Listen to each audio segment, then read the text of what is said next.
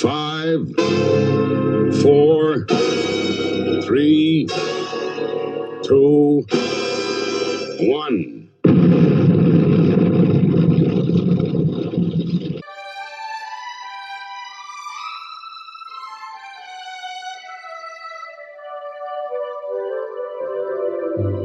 You're old, groaning like a geezer.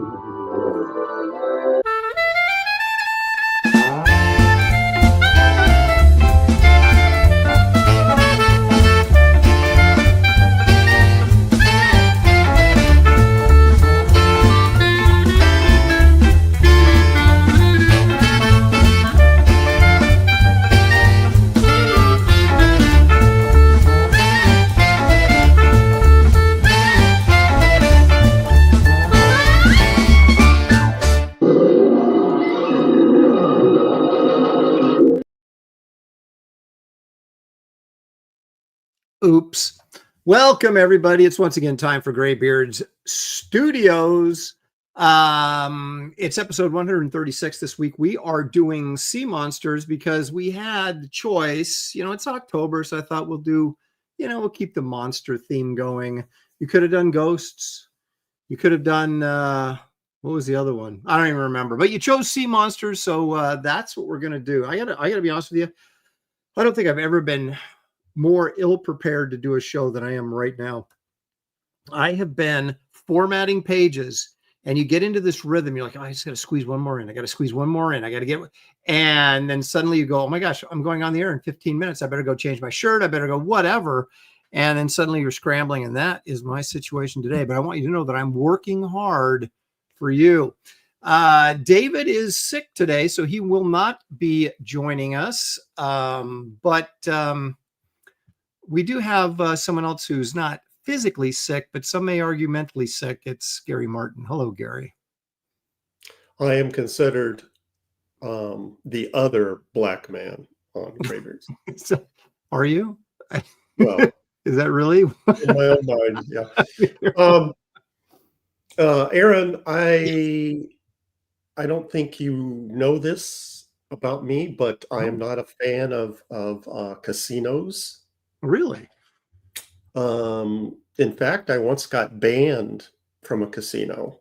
Really? When I got in a heated argument with a man at the roulette wheel over what I consider to be an odd number.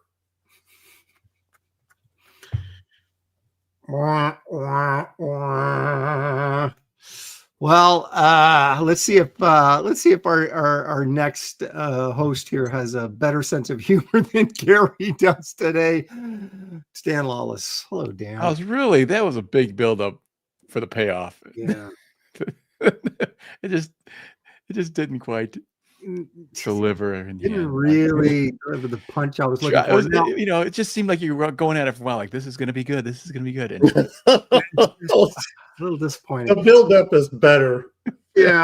The anticipation is like Christmas, Yeah. So my dad used to be he wasn't a gambler, but every once in a while he'd want to make a trip to Vegas or Reno or something like that, right? And I remember one time he bought these gambling videos, right? Like how to play roulette or how to play blackjack and all these on VHS cassette, right? And this guy would show you basically how to play and not lose so much that you could stay at the table for a long time. It was kind of a bet, you weren't going to win big, but it would keep you in the game longer before you lost your money. It was kind of the strategy, right? And so I would watch these with my dad, and I became a roulette expert. And so we went to, and then he would go, let's go to Is there a strategy when it comes to roulette? Yes. Yeah. It's basically covering enough bets that if you lose, you've bet on enough stuff that it's sort of, it's not the numbers you're calling, it's how you're betting. Right. When you're playing on the table, there's different basket bets you can make that cover certain groups of numbers. And if you bid a certain way, but this guy was really big on waiting for a trend to develop. Like if red hit twice, then you start betting red until it flips to green or whatever. So, and my dad would go, let's go. And I'd be like, Dad, I don't have any money. I'll pay for it. And then he would, then we would fly down or whatever. And then he'd pay for the hotel. And I would use his money to gamble. So I'd say, Dad, I'm not, what little money I have, I'm not gambling. That's a good system. It is. And so, but I would go by my dad was a very impatient gambler, right? And so I would be at the roulette table and I think I started with $20 and I was up to $100. I had built it up to $100 through this slow process. And I'd been at the table for, a half hour, 45 minutes, maybe an hour. I don't remember. It's been a while. So my dad comes up and goes, because he was off playing slots or something. He goes, how's it going? I go, well, I'm up $100. And he's like, really? I go, yeah. He goes, put it all here. I go, Dad, that's not. And he pushed it in and we lost everything just like that. He was teaching a good lesson. Money. It was his money, so. All your hard work and one cost. An hour to build up that $20 into, and they would get really ticked at you. Like the pit boss would get really, or whoever not the pit boss, but whoever was, was manning the table, whatever they call them. They wanted you to bet every single roll. And sometimes I wouldn't. If it'd go red, green, I wouldn't bet until I got 2 in a row of something. And then I would bet again. He's like, if you're going to sit at this table, you got to bet. And I'm like, geez, man, lighten up. And so, so I worked the system and I did, but it wasn't like, I was making so much money, they were going to remove me from the table. Hey, that guy's up $80. Get him out of here. So, and sure enough, my dad came and ruined the whole thing. What's the ceiling where they start comping you, stuff, like meals and rooms and stuff where they want to keep you there? Well, I think that's how much you're betting, not necessarily how much you're winning. No. I don't think me betting like $20 or $10 on a spin or $5 on a spin is going to get me too many free drinks and a meal. So, but there you go. Those are my Vegas experiences. Let's see who's here, shall we? It's what we do. Comics Legend says, I miss Kelsey. We all miss Kelsey. Where is Kelsey? No one knows. Well, he's at home eating chicken. At least he was. We don't know if he's still eating that. I don't know how much chicken Ethan sent him, but probably not enough to last 2 weeks. Yeah. That must have been a lot of food if he's still kneeling on that chicken. Now, if he was smart, he kind of play into it, I feel better now that I had the chicken, Yeah, maybe I should just, send a little message for someone. He was really happy about the chicken. Yeah, it really got him out of the depths of despair. So he was feeling bad. More meals, I'm going to try that. I'm going to disappear until Ethan sends me chicken, and then I'll come back. Well, it took about a year. True. I'd have to be gone for a while just to get 1 bucket of chicken, but that's not very good return, actually. Now look at this. Corum is suggesting, he says, go Godzilla. I already drew Godzilla on this show, so I never have to do it again. If you must do a Kraken, I already did that when we did 20,000. Remember? Which was a long time ago. Remember I drew Godzilla destroying the Kamala Harris headquarters? Oh. Was that you that did that? Yeah. Yeah, I remember that. Okay, I remember that. Yeah, we did Godzilla, didn't we? Everybody did Godzilla that one time. And they're saying, mermaids, I guess, could be considered sea monsters, right? Oh, well, that's because don't they lure like yes, seafarers to their horny sailors? Yeah, yeah, right to Yep. So that could be considered a thing. Well, I was gonna do the Creature from the Black Lagoon, and I think I'm gonna switch it now. Well, I mean, it depends on how you portray mermen or mermaids. I mean, recently they've been portrayed as more fierce and Well, isn't it like they come to the water and they're like these beautiful women, and as soon as they grab the guy, they turn into these they have these big jaws with fangs, and so you could go either way, right? Yeah.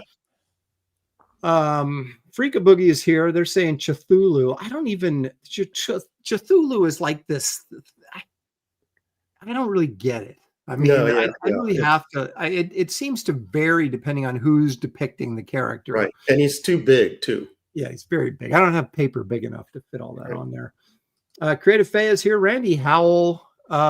He's suggesting, I think, Gilligan's Island, but there was a giant spider on Gilligan's Island, but that wouldn't be a sea monster, would it?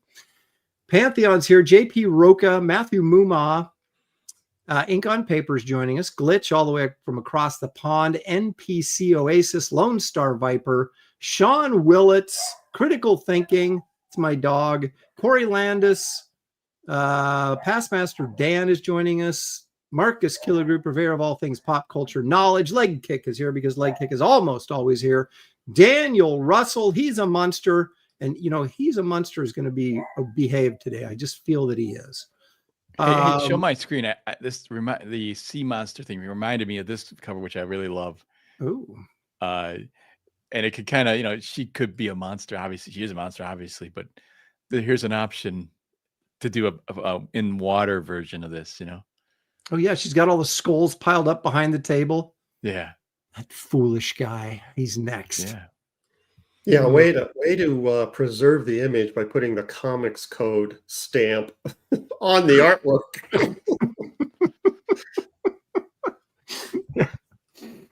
That's great. This is our stamp of approval right here. Snake women but that's more of a snake woman, right? That's not a. Yeah, but I'm saying you could do I'm actually looking at this thinking I might do a female version of a mermaid version of this. Sure. It's clearly a monster. A sea monster can be mythical. It can be whatever you want it to be. It doesn't have to be like Prince Namor, the Submariner. Right. Yeah. I mean, I was going to do the creature from the Black Lagoon, but it's a complicated character to do it in 2 hours. I think maybe That's true. I'm not against it. It's cool, but you got to do what you got to do, Dan, and no one's going to stand in your way. You do you. Show. That's right. Stealth for 2 big ones says, yo, thanks, Stealth. Appreciate it. And he wants another $2. Says, just say hello. Appreciate that. Hello. Brian Smith is here. If only everyone that watched the show gave us $2 for saying hello. I know. Yeah. See, that's my fantasy. If only everybody who's met you ever gave you they gave me $2. Yeah. Wow. You could go to a sports arena, go to a game, and everyone just give you $2. What is that? You got 60,000 people. It's pretty good. Even people that you don't remember. Yeah. But somehow that list is compiled. 60,000, 80,000 attendees, all of a sudden $160,000 you have, if everyone gives you $2. So it's pretty good, Yeah. I'll take that. Brian Smith says, just ask the roulette operator what number they hit the most. I've had that strategy actually work before. Playing just a single number on a roulette is crazy. Yeah. See, that's why I don't think playing the number works. I think I agree with your betting system. Red and black works. I did that too because I was walking out of casino. I had a silver dollar. And we were leaving, and there was a roulette table by the door. And I stopped by there, and I said, hang on a second. And I might have been $2, 2 silver dollars. And I put them both on black or whatever. And then I hit it, and I hit it, and I hit it, and I took it off, put it on red, and then I hit red again. And then I had like $10. And I went, okay. So but that's a 50-50, right? Yeah. That's like if you're betting a number, how many numbers are there? Oh, there's a gazillion. I mean, there's a lot of numbers on that thing. There's, oh my gosh, I think there's 3 or 4. I think there's 24, 6, 12. I think there's 24. It might be 36 numbers on there, actually. It's been so long since I played. Let's see here. Did you try the Jedi mind trick on your thing? This is not the number you're looking. Well, or yeah, that could be one way to do it. Or just he also has that power. He can just make things. He can just move it with his hand. Yeah. Oh yeah. Make the little ball jump into the number. Yeah. Right. Yeah. So you have your options. If you're really a good trained Jedi, you can clean up. I think. Yeah, I would love to have Jedi powers and play golf. Oh, that would be really and so good. My score for an 18-hole round would be 18.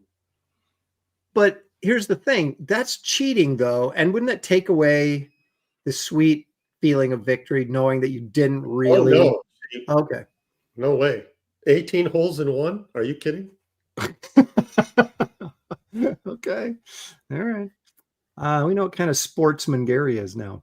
Eric N. Boyd is here. Ed Murray. You see me at a golf course going. You'll know. Fallen Low Life says, Dan, just swap the creature from male to female. Yeah, but then you still got that ugly Scale. fish. That the problem is this. That's the detail problem. Yeah.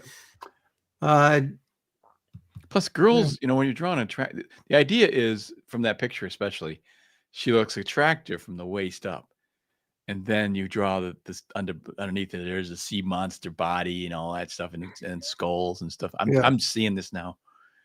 It's gonna come together. It's coming together for him. Oh, yeah. I already said Iodine 74.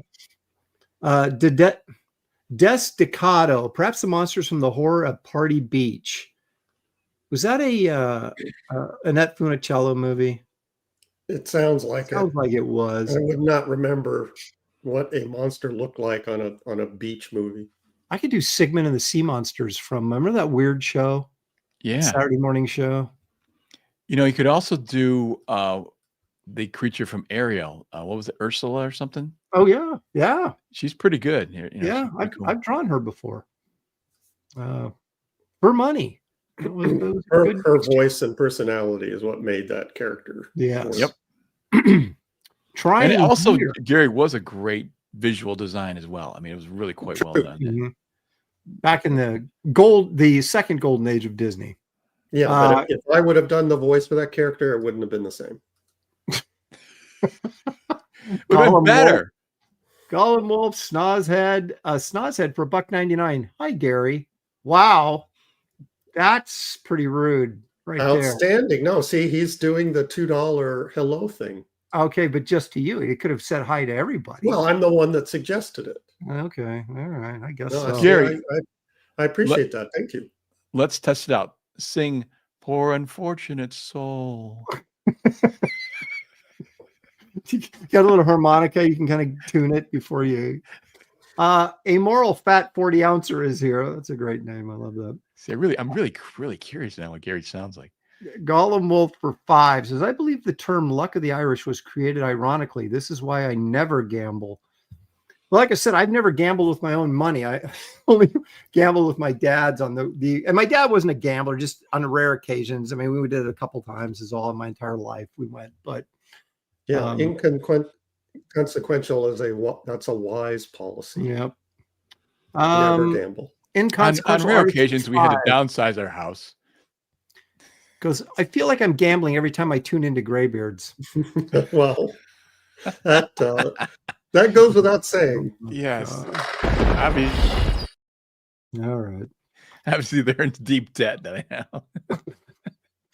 That is not paid off at all. They're like, my hours are in that show. It's gonna come. It's gonna pay back. It's gonna pay back.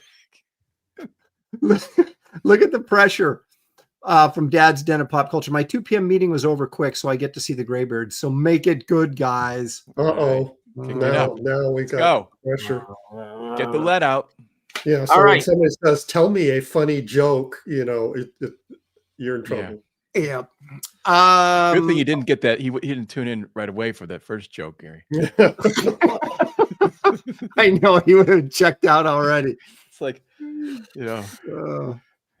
Gary, how can we tell people to like and subscribe when you are, handing out jokes like that?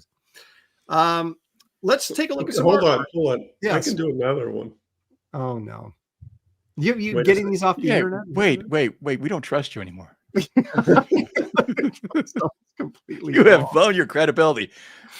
Okay, hold on. I closed the window. Okay, you ready? I'm ready. Yeah. If you ever have to shoot a mime, would you use a silencer? Oh, that's pretty good. That's pretty good. But it's not. I mean, it's like, I guess it's kind of like thinking man's joke. Because I mean, you really, they would still be miming that bullet. You know what I'm saying? Oh, So it's it's just actually quite Dan's quite going clever. like next level with it. Quite clever. You think the mime would cry out in pain, or would he mime pain? Oh, definitely mime pain. I mean, otherwise I'd be very disappointed. Hmm. It's Okay. like no, you got it all wrong, dude. Why would I shoot you if you're not going to mime it? Why'd I bother? Why would I bother with a silencer?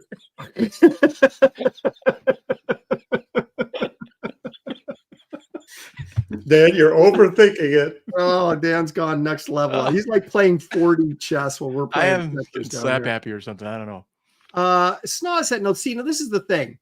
I put alien monsters as one of the choices. And because I was ready to do, because all those giant Kirby monsters are all aliens that, came to Earth. And I was like, I'm going to just draw a Kirby monster. And you guys didn't pick it. So there you go. You can't complain about it when you didn't pick it.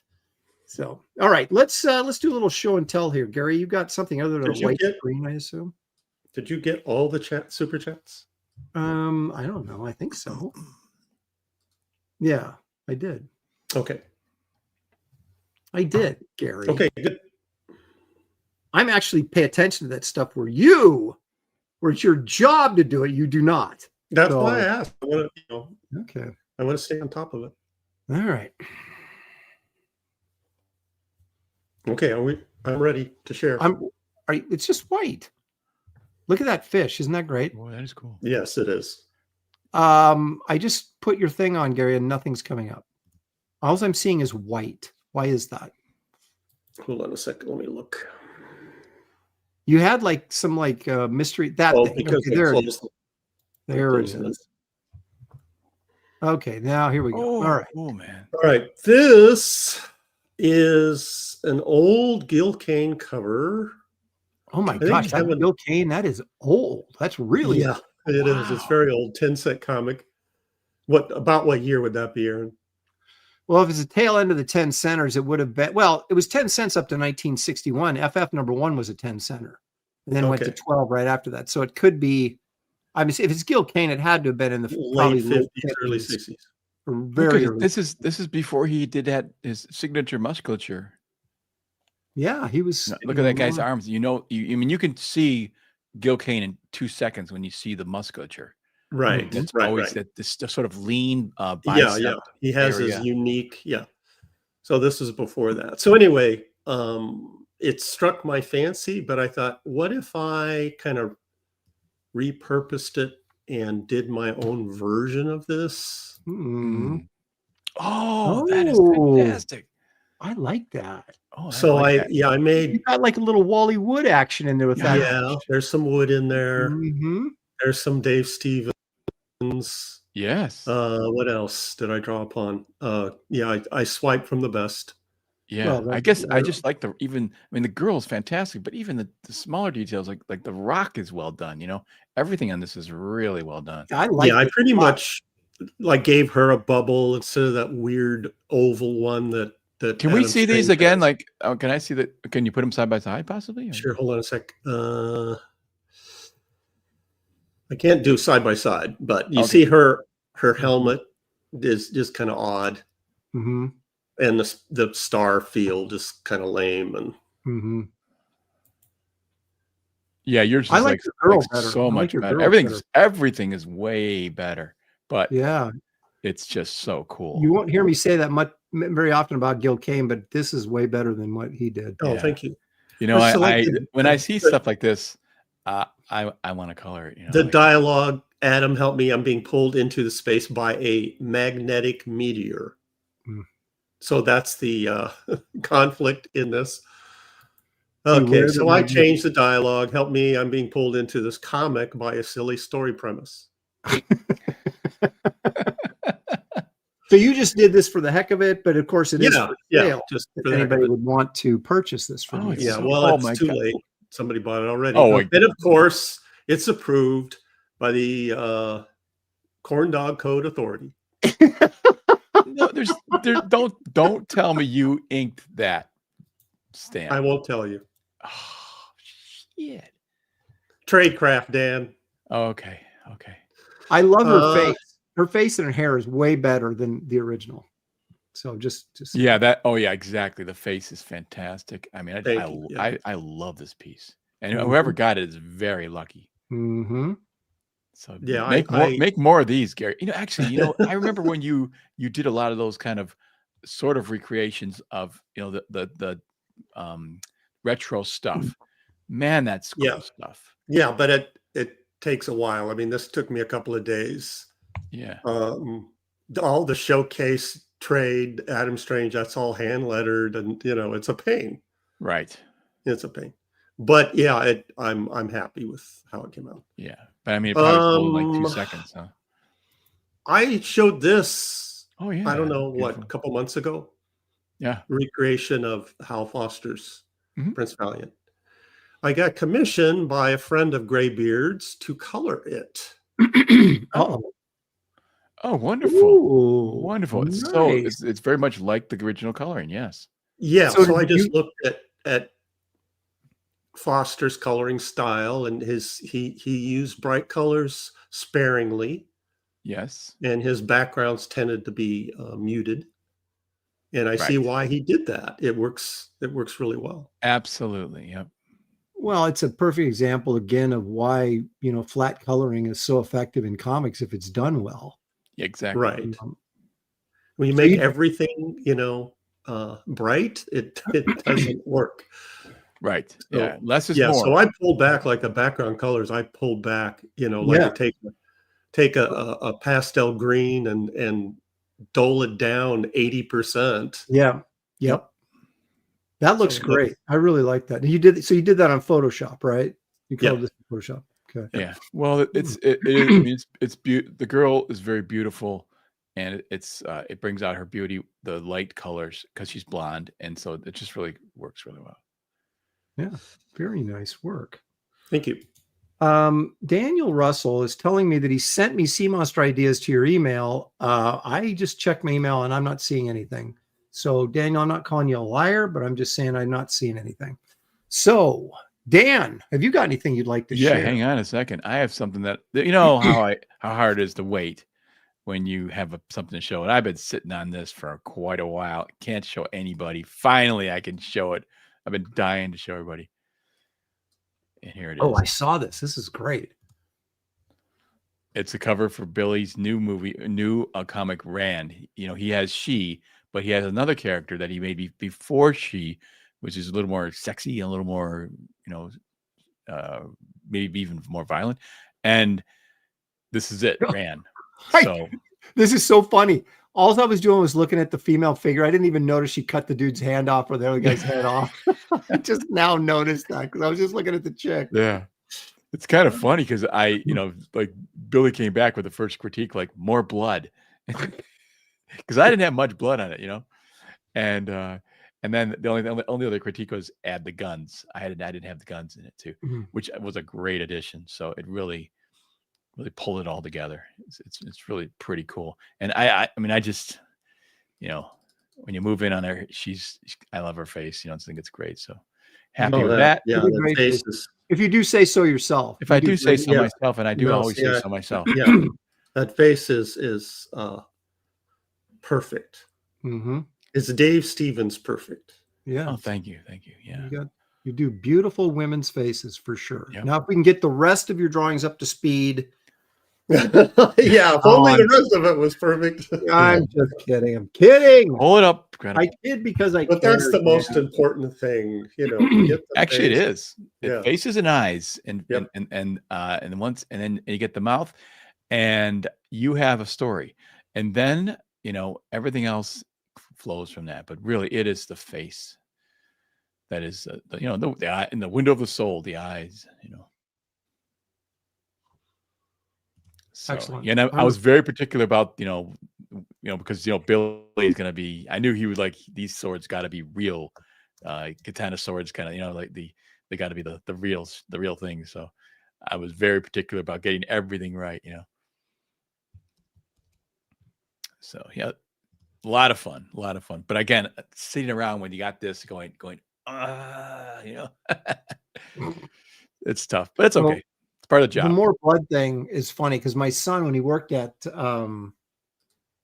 the special effects place in Burbank when he's doing his internship. They were shooting this like short film in the middle of the night someplace in LA, and this big like sort of giant alien monster like would attach to somebody, right? And it would attach to the back, and then they had like this like spiked tail that would come through the chest, but it was like this inflatable thing, right? So they hit it with power with air, and it'd go like that, and it'd look like the thing just went through them, right? So blood would have to be coming out.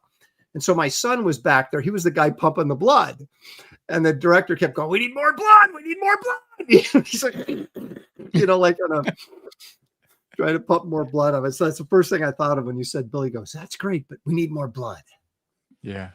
The interesting thing about, blood and violence and stuff like that is there's just like this line, because I was You find blood and violence interesting? No, the interesting thing about it, there is a thing that's interesting about it, and that is you can't make it too grotesque. You know what I'm saying? You have to make it something where yes, you can. No, I'm saying you don't want to make it. You don't want to cross that line, because you want to make it.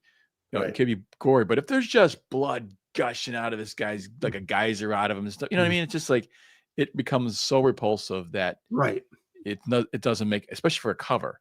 Right. And I was saying, because initially I was just like, I don't know if actually they were getting cut up in the initial sketch. I had to look at it, but so I just, you want to try to keep that under control of some kind.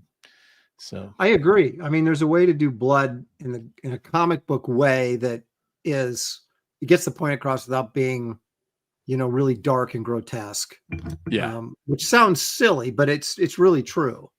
So yeah, they often used to black it out. Obviously, they would just make the blood black, and hardly ever really showed that much blood in comics until. Right. Well, you could never get away with if you turned this into Marvel or DC, that probably wouldn't get by. Yeah. Unless it was Black Label or something. But no, I think it's really good. Actually, today it might. They've really, the standards have kind of opened up a little bit, I think. Well, maybe not for like a Captain America. It might be on. I don't know. That's a good question. Maybe. All right, Dan, that's excellent. Thank you for sharing that. You'll see under my name, I have Barbaric Adventures, and we did kind of break the news last week, and I just want to share. Dan had some suggestions for the logo, so I took him up on it. I'm still experimenting with what color to do the drop shadow, but this idea of kind of like, bending the letters in like that so they come out, and I thought was a great suggestion. I also like the drop shadow, because I might just go black with the drop and make it really bold, but I'm experimenting with stuff. But anyway, this is going to be like a 64-page black and white Savage Tales type magazine, and it's not going to launch until the new year, because I'm still dealing with Wraith of God 3, and I want to get all the fulfillment and everything out of the way, and I don't want to launch anything too close to the holidays.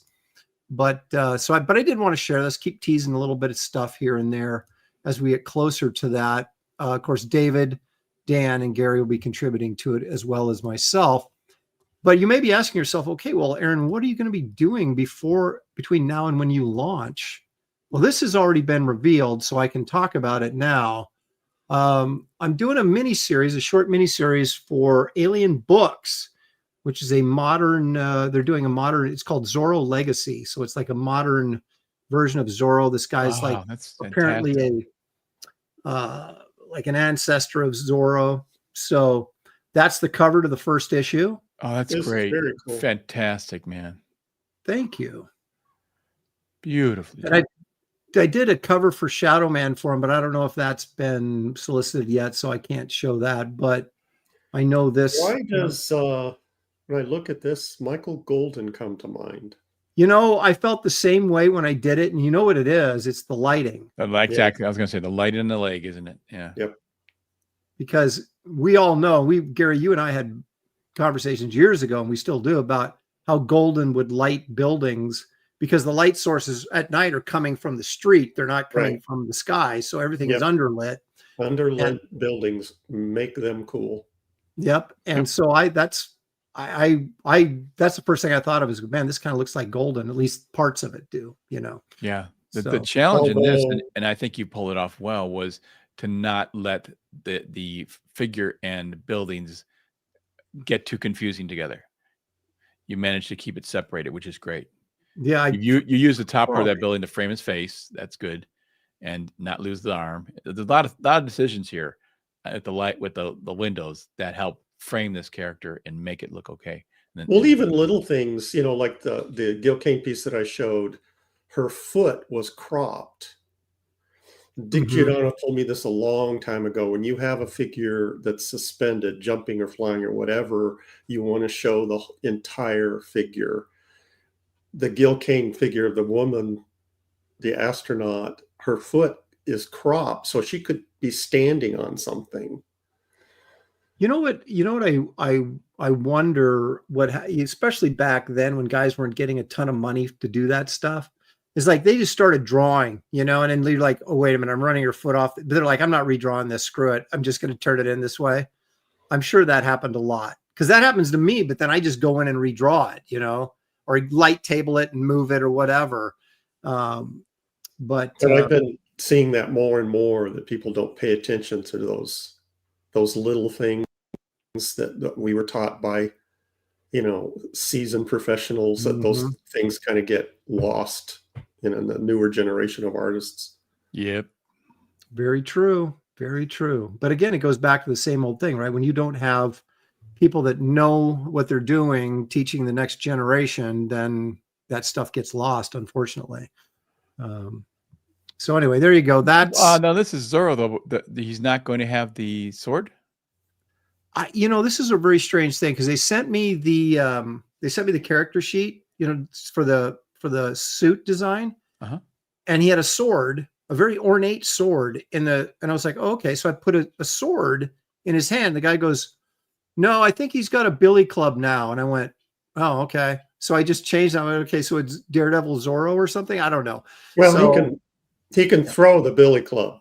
That's true. So, you know, modern day, you go up against a thug with a sword, you're in trouble. That's right. I suppose that makes sense. So, but there was no design. Like, is the billy club look a certain way? I mean, I had nothing because my sheet had a sword on it, not a billy club. So I just, you know, drew a club and I figured, well. So you couldn't figure out how to do like an Art Nouveau billy club. Well, I didn't want to do something and have them go, oh, that's not what it looks like, you know. And you're like, okay, I'm just gonna draw a club, and you guys dress it up. The colorist can fix it. Yeah. How's he gonna, you know, hit the girl's, you know, dress though? So, you know, blouse. I know. Yeah. How does he do the Z without the sword? You know, Zorro always does, you know, does something to some girl, goes, ooh, you know. Oh, it's Zorro. Oh, so anyway, but I wanted to share that since I can now. So you said it's a miniseries? Yeah.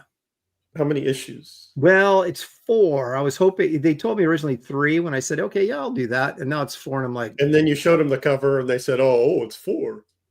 No, they hired me to do the cover.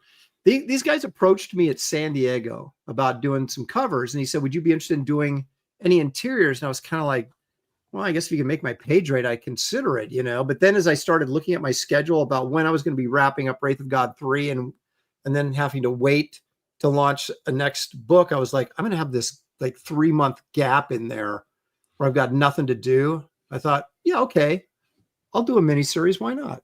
So you said a phrase that, again, is taken for granted, but it's the magical phrase when it comes to freelancers.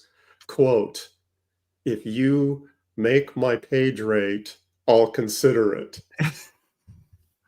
Well, you're dealing with a smaller publisher, so you don't know. I mean, what they pay for the covers is totally what I would normally get. So right. It was, so you know, all the song and dance, and you know, you'll have fun, and this is a great character. It's meaningless if you don't make the page rate. Well, you know what license they also have? They have the Tarzan license. Oh, really? And I find that very intriguing. Although nothing has come down the pike about Tarzan, but you know. We'll do You're laying Matt Murdock as Zorro. You're laying some goodwill down for doing this. Yeah, because I would love to do some Tarzan covers. That would be fun. But anyway, so there you go. That's what's going on with me. And now let's get to some groovy drawing. And then talk about Edward Scissorhands. Okay. Because I just watched, my daughter made me watch it last night. It's the first time I've seen it since it came out. And I have some thoughts on it. Okay. I'm going to switch my camera. I got to switch mine up too. So how does this work? I always feel like they're the buttons. I'm not used to the new StreamYard buttons. Where's my nuts? Yay, there it is.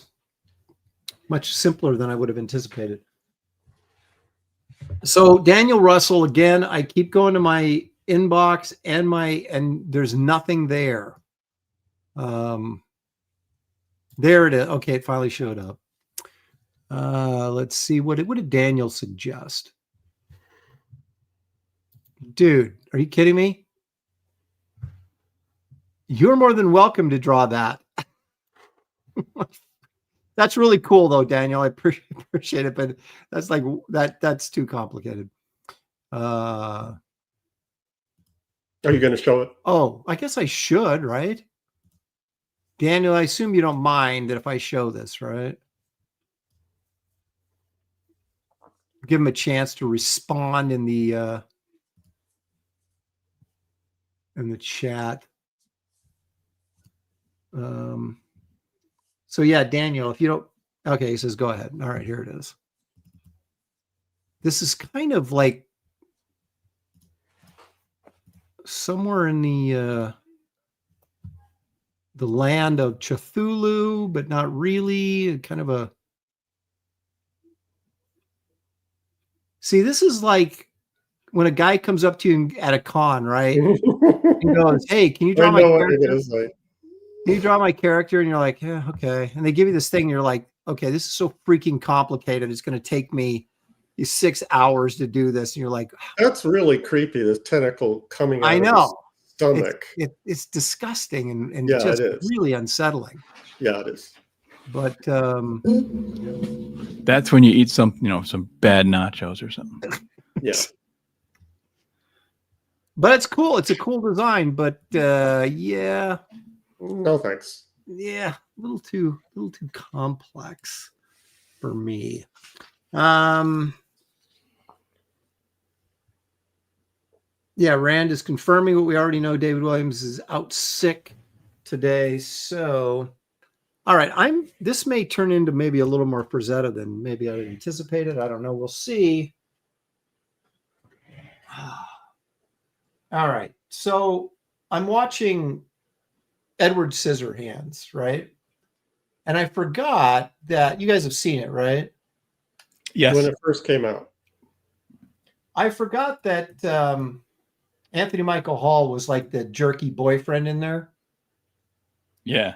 And so it's like, it's really odd Tim Burton stuff as usual, right? I thought it was funny and kind of weirdly charming as it went along, but then it got so dark at the end. They get in like this fight to the death. Edward Scissorhands and Anthony Michael Hall, which I totally forgot about. And he ends up killing him. And I'm just like, and then of course, no one can be together, because he has scissor hands or whatever. But I just felt the tonality shifted so drastically at the end of that movie that it kind of left. Yeah, it was kind of lighthearted in the beginning. Yes, for much of it. And then everybody started turning on him, right? And then it kept getting darker and darker. And yeah, I don't know what my overall feelings on it are after watching it. I mean, I get that it's. That's a lot of Tim Burton's movies, aren't they? They're kind of they're kind of neat, but at the same time, kind of unpleasant and disturbing in some weird ways too. Yeah, I agree. And sometimes it goes, more past my comfort zone. Yeah, I'm not a big fan of his movies. In fact, the only movie of his I really like is Ed Wood. which I just thought was hysterically funny. But people like Mars Attacks, and I never liked that movie. And I never saw that because it just looks stupid. Oh, it's stupid, but yeah, people like confirmed. it. Stupidity confirmed. Yeah, but it is got its moments. It's got its it's like I said, it's one of those things where it's, gosh, this is really, really good, and also I don't like it. It's really, really odd. Yep. And it's sometimes with his movies, it's kind of hard to find your footing in it because you're not really sure how you're supposed to be taking it. And because it's the stuff in it is so absurd, you think, but it's not really funny. It's just absurd.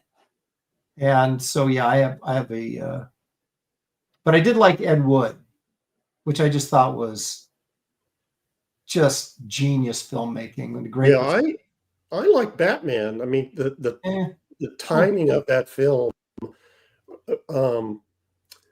comic book aficionados needed a film like that when it came out. Yes, I agree. Were you at Richard's show at the Coliseum when that movie premiered? Because I remember leaving with a friend of mine, and I went to the show together. He kind of hung out at my table, and then we went to I don't remember if you remember the Westgate Theater in Beaverton, that huge. Yeah. It's not there anymore. But then we went out to the Westgate to watch the premiere of that movie. No, I didn't see the premiere. Okay, so I mean, not red carpet premiere, but the premiere in the area theater. Yeah, when it just opened up, and we went and saw it and waited in line to so we were the first ones in and could pick our seats and all that kind of stuff. But yeah, I mean, it was all the buzz, man. Yeah, that was huge. Yeah, it was. Yeah, it was because there hadn't been a serious, well-made superhero movie. I mean, even Superman was just a little bit goofy. It was. We like to say charming, Gary. I think the movie charming. So for them to, or I should say, for him to really make Batman, Neil Adams Batman, where he didn't mess around. It wasn't, the Dick Sprang Batman. Good old Dick Sprang. Yeah. Oh, I was thinking about the other day. You probably don't remember, but I do, because it was really this funny moment. The first time that you and I met, we went out to a dinner after one of the Richard's Portland shows, and Steve Madsen was there, and I think Randy Emberlin was there, and I can't remember who else. Other Dark Horse people. Yeah, probably. And I remember because I think I was starting to, because I was looking for an anchor for She-Hulk or whatever. And, someone, probably Madsen, recommended you or whatever. And so I think. I remember talking to you a little bit at the show. Well, we went out to dinner afterwards, and I remember you said something. I don't remember what it was, but you said something, and I go, yeah, that's typical. And you went, what do you mean that's typical? You don't even know me. How can you say that? And I went, oh boy, here we go. I do remember saying that, but I don't remember the context. Yeah, I don't remember either, but because I was just messing. No, but I was joking. Yeah. But, yeah, because I was messing with you a little bit. Yeah, my problem is when I joke, I usually have a deadpan face, and most people don't know that I'm joking. Well, I didn't know you, so I didn't know if you're being serious or not. Right. But I do. It's just you've got those moments in your life where you just remember that stuff, and that was it, folks. And here we are now. I had forgotten about that. That we went out. Yeah. We used to go to Tony Dan says probably an argument about corn dogs. Even back then. How dare you impugn corn dogs? Typical Gary maneuver. You're like, what? You don't even Yeah. know me. Well, I know you now. Oh, surprisingly, my beef this week has nothing to do with food. I don't know if I can even believe. But we'll get to that later. But I realized that there's no food involved. And it's kind of like anticlimactic. It kind of like, oh, no food. Well, do I really want to hear about this? Well, this is if I do say so myself. TM Dan Lawless. Quoting Dan Lawless. This is going to encourage comments. Okay. Well, isn't that what we really want on this show, is to encourage more comments? Yep.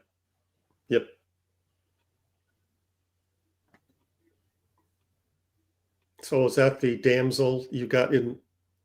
Yeah, it's like I'm skipped right over the monster. Yeah, that's for scale, right? Yep, exactly.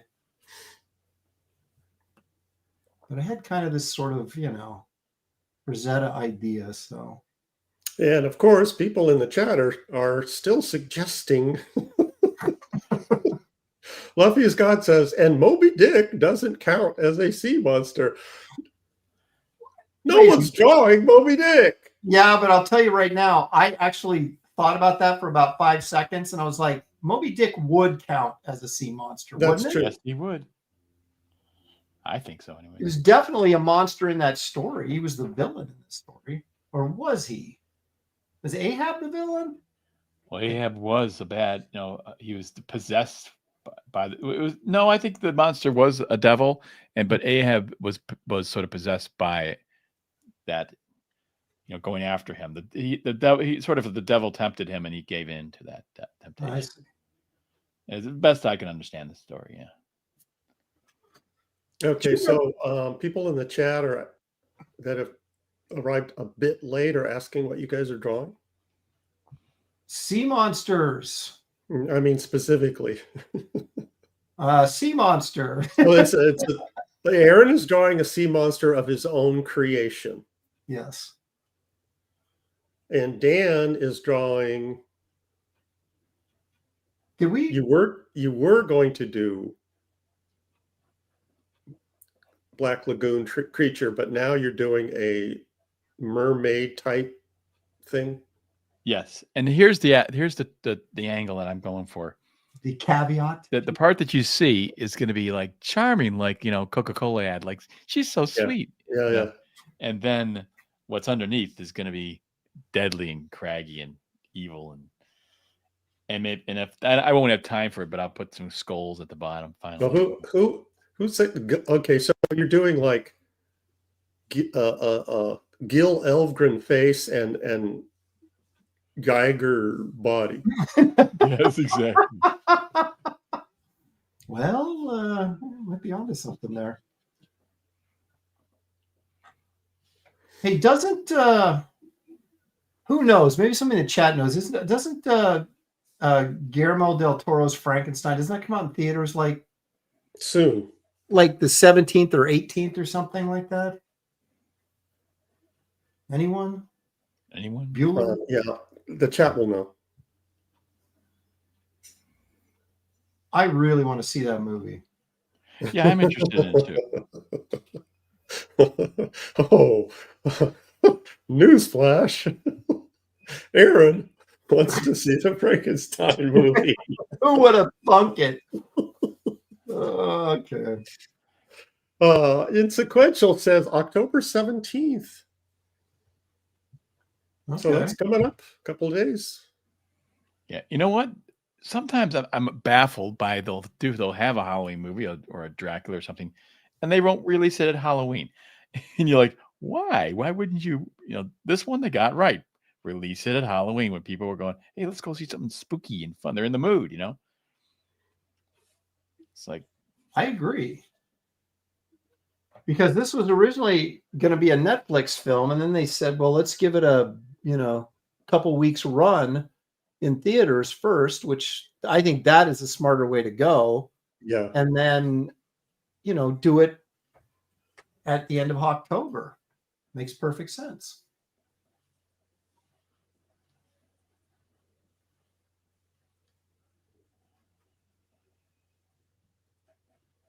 Hong Kong Fooey is yelling at us. Oh, I'm sorry. Hong Kong Fooey is yelling at us. If Oscar Isaac wasn't so short, he would have been a perfect Frankenstein monster. Why are you taking that out on us? No one has suggested on this show that he wouldn't have made a perfect Frankenstein monster. It's like, you fools! And my other point is, I don't even know who Oscar Isaac is. Who is Oscar Isaac? He played Moon Knight on the television show, and he was like, he was like the Han Solo character in the new Star Wars movies. Okay, the dark-haired guy. Yeah, he plays Dr. Frankenstein in this.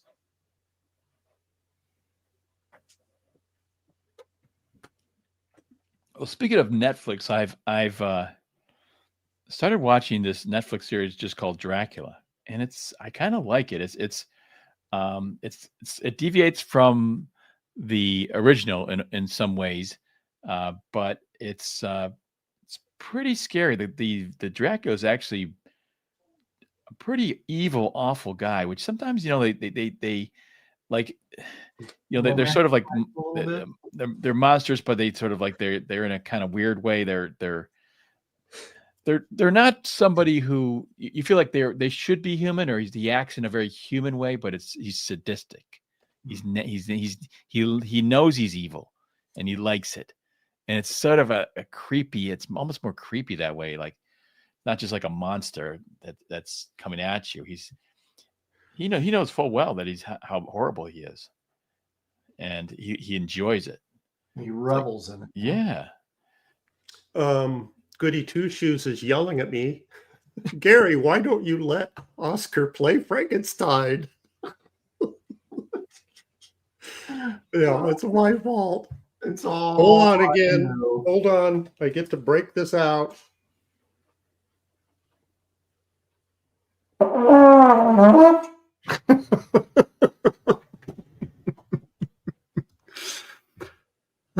Inconsequential artist for $5 says, Dan could start a new comic about mermaids that work for law enforcement. Call it Police Sirens. Ooh. Bwah, bwah, bwah. I like it's actually not that bad. Yeah. That's for a comic book title, that's pretty good. I don't know. Are you crazy? Is that your problem? No, I don't know. Actually, that's not a bad title. It's not. So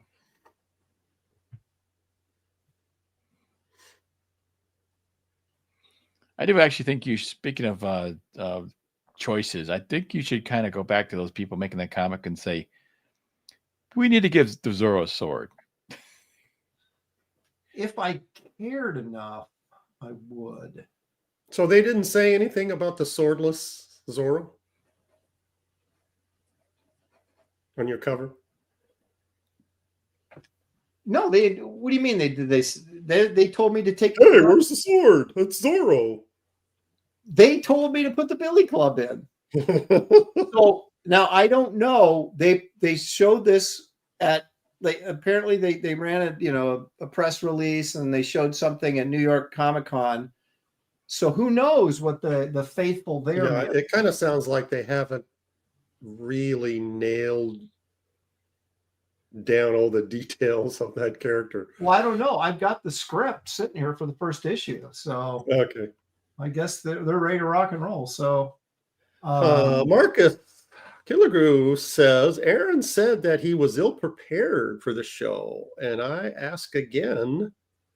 Pause. How is that different than any other show?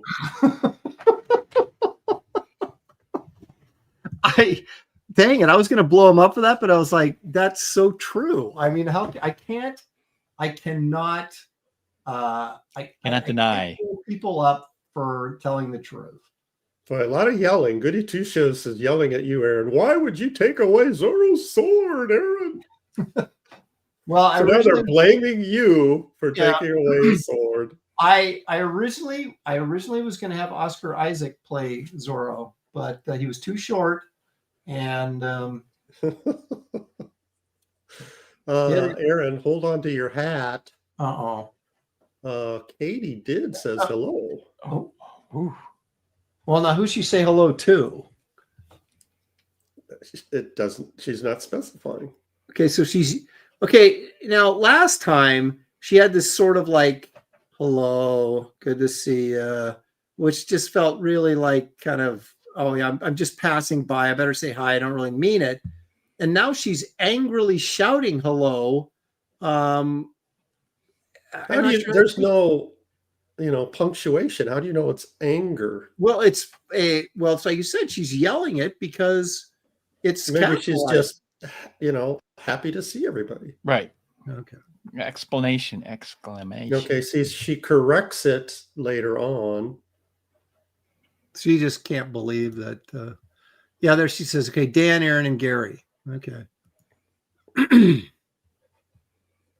Yeah. Oh, see, she's excited. There you go. Okay. Yeah. See, yeah, Katie, you should know by now. Aaron is a little sensitive when it comes to your greetings. So you have to be extra courteous. But see, that will be taken the wrong way. That's the problem. Is if she's like, "Oh, Aaron, it's so nice to see you," and then he's going to be like, Yeah. "Oh, then he thinks she's being sarcastic. Yeah. Yeah. So What's really, the it's Katie, the Kobayashi Maru. Yeah, She Katie, borrow you money? can't What is win. she That's so the nice point. You can't win.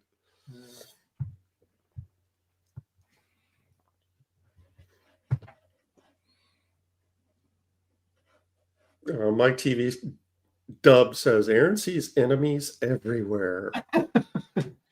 Man, you'd be, well, maybe you wouldn't be surprised, but in some ways, the internet will do that to you. yes, that's kind of my point. It's like you just like people come out of the woodwork at you and they just hate your guts for no reason. Like, and you're like, what? Yep. Yeah, see, I get that all the time. Well, I can understand that though. Yeah.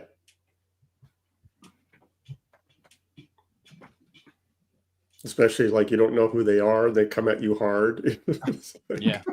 Who are you? Yeah, exactly. Well, David got into it with somebody on. Yeah, the guy just went off. I had no idea who he was. Oh. That's why I try. Wolf. I'm sorry. No, I was going to say that's why I try not to like post anything that I just post artwork. Like, yeah, I try to do that, but every once in a while I'll make some snide comment about something. Column Wolf says, hold on a second, scrolling. Aaron is paranoid around women he is not married or related to. Well, that's a good thing, right? I don't know. Am I? It's safe. Oh, did you see that little clip that I sent our green room? I did not. Because you know how I am. Yeah, it's about married men. Okay, I'm gonna have it's like a 5-second clip. I'm gonna have to watch it then. I think you'll enjoy it. Oh, speaking of, could you I've always been baffled about dishwashers, because basically a dishwasher is just a bunch of hot water splashing around, right? Well, there's soap. So how do they? There's soap, but it's just splashing around. Right. It's probably the heat. Well, I mean I do the same thing when I'm rinsing my dish off. So why do I have to also stick it in the dishwasher?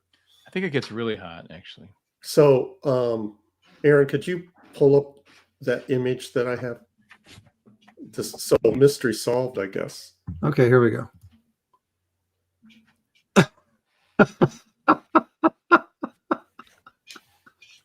Well, you wouldn't even have to like rinse your dishes off if you had that going on. That's true. So I was wasting my time rinsing them off. Yeah, that'll work. Well, it used to be right that you would have to you'd have to pre-wash your dishes before you put them in the dishwasher. Right. See, I still do that. I still do that. But now the idea is there, as Dan was saying, they have this jet propelled water that's going, at such high velocity that you don't have to do that anymore. But I don't know. I still do it. And then you're right. I just washed it. Why should I put it in the dishwasher? I'll just put it in a pile over here and dry it off. It's done. Yeah. Randy Howell is saying Creative Faye wants to remind Aaron that he's supposed to read a letter today. Now, wait a minute. I didn't say I would read it because that's private information. But I will show the visual. All right, here. Let me do this. Dave Sims sent me this letter.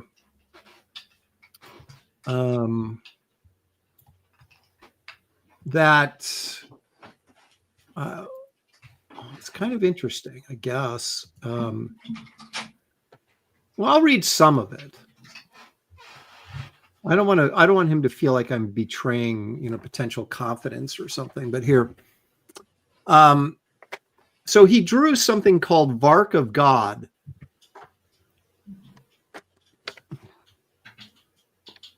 Mark. So I inspired Dave Sim, who may be watching right now, to do Vark of God. He says, "Hi, Aaron. After I got as far as I got videotaping, working on the piece, I assume he's talking about the Vark of God piece, I realized it was at the don't screw it up stage, which meant it was time to shoot a 50% reduction and ink that to check the general densities and overall look, which is what this is." Can I see that again? I'm over. Can I see that again? You want me to read that again? No, I want to see the picture again. Oh, you want to see it again? Okay.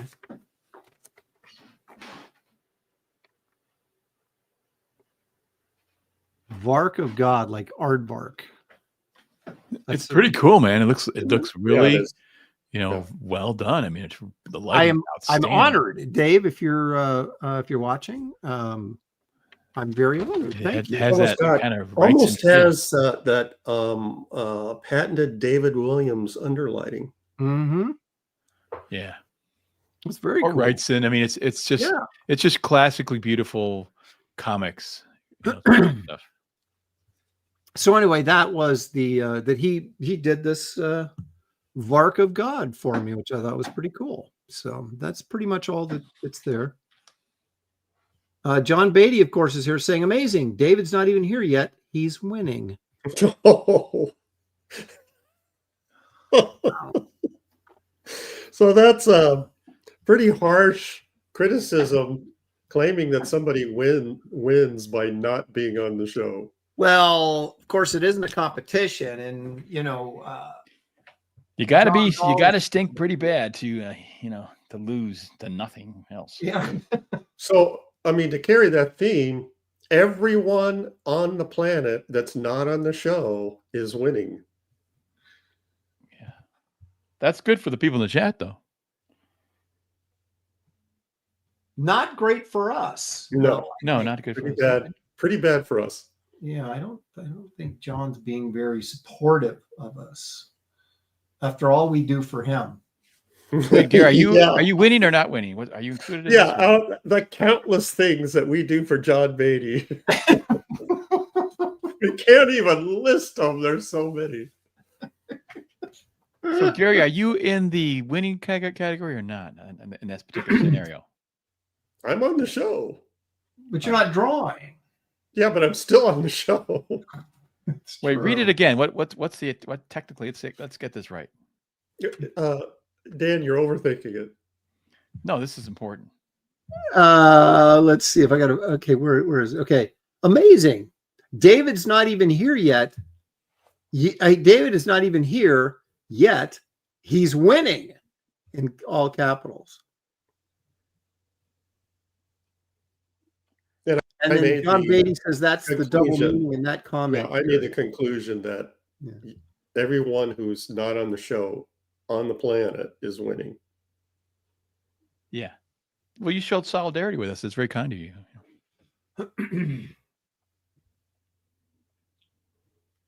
But we don't like to go with the crowd. Yeah, we blaze. Well, you are the captain trail of the show. We blaze our own trail of mediocrity. That's right. You are the captain of the show, being the leader, sort of, reading the chat and stuff. So you go down with the ship, obviously. Yep. Yeah, Marcus got it right. He says that's how Gary wins. He's on the show, but he doesn't have to draw. Yeah, there's a lot of people in the chat bringing up purple. What is that about? White Guy McGee says, Dan, you better use purple for this character. Yes. Oh my gosh. That's like the third.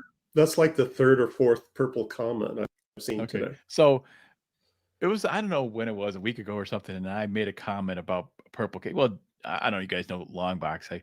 I made a comment about his purple cake. I laughed at it, because it was kind of silly. And man, that got posted, and then it went all over the place, and people are talking about purple is because I said purple's a feminine color. It's pink and purple. I was thinking that purple, when a man wears dominantly purple clothing, it's a bit flamboyant. Oh yeah. And when it comes to superheroes, it's with your hero, you generally don't want it. Or if you're in the case of like the Phantom, if you couple it with black, it's okay. You can pull it off. But if you couple it with white, yeah. That's gold, true. Yep. It's like, yep. And so it's something to, generally speaking, you kind of want to stay away from purple or pink, and it just like you thought I would committed a sin. So there's I've offended all the people with purple colored characters. There's purple lovers out there. We're like, you don't know what you're talking about. This purple's fine. How dare you impugn my sacred purple? Goody two shoes for five. There was one guy that said Dan Lawless had the worst take on purple ever possible. In the history of colors. The history of purple comments. This was the worst. I have my opinion of the color purple is just devastating. Anyways, Katie was talking about it last night on her show, and I went on and we just discussed this thing at length. And I'm just like, I can't believe what's coming out of my mouth is we are talking about what's wrong with the color purple, like that's just like is purple a masculine color? That is, it just seems like such an insane subject, but it's kind of funny too. I mean, it's just so stupid. If you're gonna be on there, at least that's something that's pretty harmless, Yeah, a subject to argue about, but it's just so stupid. We're clearly we live in a privileged life, folks. If just fighting over the color purple is the worst of our troubles, So well, Gary, go ahead and blow the horn, if you will. Let the people get their money's worth here. Goody Two Shoes for $5 says character idea for Dan, an old comic pro whose superpower is wearing a top hat. His name, Fancy Dan. I don't know, man. Well, So at that's least all it takes to be fancy. At least you could be wearing overalls and a top hat, and you're fancy. Well, maybe it's purple colored. A purple top hat. Yeah, that's fancy.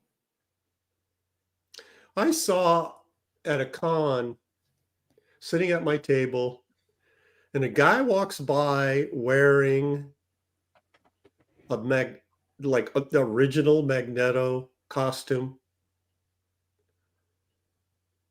And it was pretty accurate. Obviously, he put a lot into it. You know, it was well made, but he was like clad head to toe in purple, and it's, you know, garnished with flowing silk purple cape. Right. And I made a comment to the guy sitting next to me. Does that look like he's, you know, trying to make a political statement, if you know what I mean? And the guy's like, no, I don't know what you're talking about. And it's like, come on.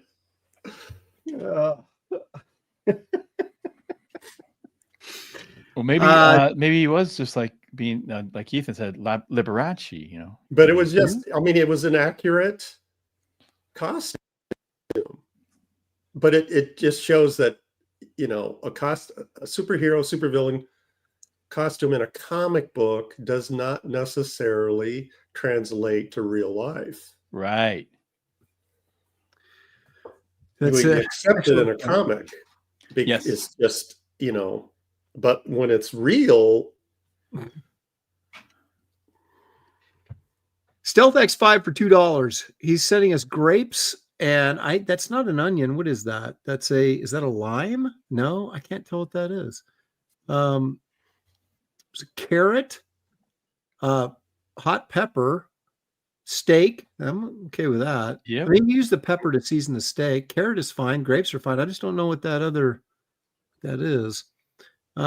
Chicken leg, a big slice of cheese, which I'm always on board with. A chocolate chip cookie, and then you're going to wash it down. Cheese, Aaron. Cheese grommet. Cheese grommet. And it looks like a shot of maybe some bourbon or something in there. Kind of wash it all down. Did you get sequentials super chat? Inconsequential or sequential? Hold on a second. Oh, I missed this one. Yeah, inconsequential artist for $2. But really, who is Beatty without Zach? And so now, and that's what Beatty was responding to. He says, as you know, Zach chose me to ink his work, a man of very good taste. So John taking a little bit of crap from the chat, but dishing it right back out. I don't think it's very wise to poke the bear. Of course, the bear being John does wield a lot of power, you know. Yeah. His rapier whiff. Yeah, John is the bear in this scenario. Okay. You want to be nice to John. That's basically let the Wookiee not win. Bear naked. I'm fine. No. The grizzly. The grizzly. You got to endear yourself to John so that he doesn't pick you to beat up on. Right. Which clearly I have not done. All the goodwill that I've put out to John over the years at Comic Cons and stuff apparently is worthless. Yeah. It's been wasted. You don't have to outrun the bear, just outrun your friends. Right. That's right. I have this interesting story about Beatty, though. So I was at... okay. Here we go. No. So I was very young in my career, just starting out, hadn't done anything. And I was at this Florida show. I don't know if it was where exactly. It was like the SunCon or something, and maybe Tampa. I'm not sure. No, it was on. We were at the ocean. I know one of the hotels was right on the water, so I don't think it was. Might have been Tampa though. I don't know. But anyway, so Beatty was there, and John Romita Jr. were there. And I got to hang out with him a little bit at the bar. We sat next to the, doggone it, who's the Flash Gordon artist? Dan Barry was there. And we were talking to him at the bar. But we were all in a panel the next day. Beatty, me, and JR Jr. And somebody asked some question about something. And I just went off. Because I don't remember why. But it was like kind of a pet peeve thing or something. And I just went off. And I turned to look at Beatty and John Romita Jr., and they were both sitting there with their chin in their hand, kind of looking at me, nodding, like, just basically mocking me, right? And then at that moment, I realized I shouldn't be talking on this panel. I should not be saying a word. And so I don't know if John remembers that or not, but Does he remember you though? he didn't. He's like, wait a minute, aren't you the guy who does that stupid drawing show? I go, no, but I worked in comics too. And okay. Has Beatty ever forgotten who you are? Not that I recall. That reminds me, I was on a panel when my the first volume of my inking book came out, and Dark Horse wanted to promote it at a Comic-Con, and they told me, there's going to be a panel. Well, you'll be talking about your new inking book. Here's the room number and the time. Make sure you're not late. Blah blah blah. So that, okay, yeah, we'll good idea to promote the book. And I show up, I'm a little bit late. And you know who's sitting on the panel? John Beatty. And I'm supposed to walk up there and sit next to these guys. And you're late. So everybody's looking at you, Gary. Mark Schultz.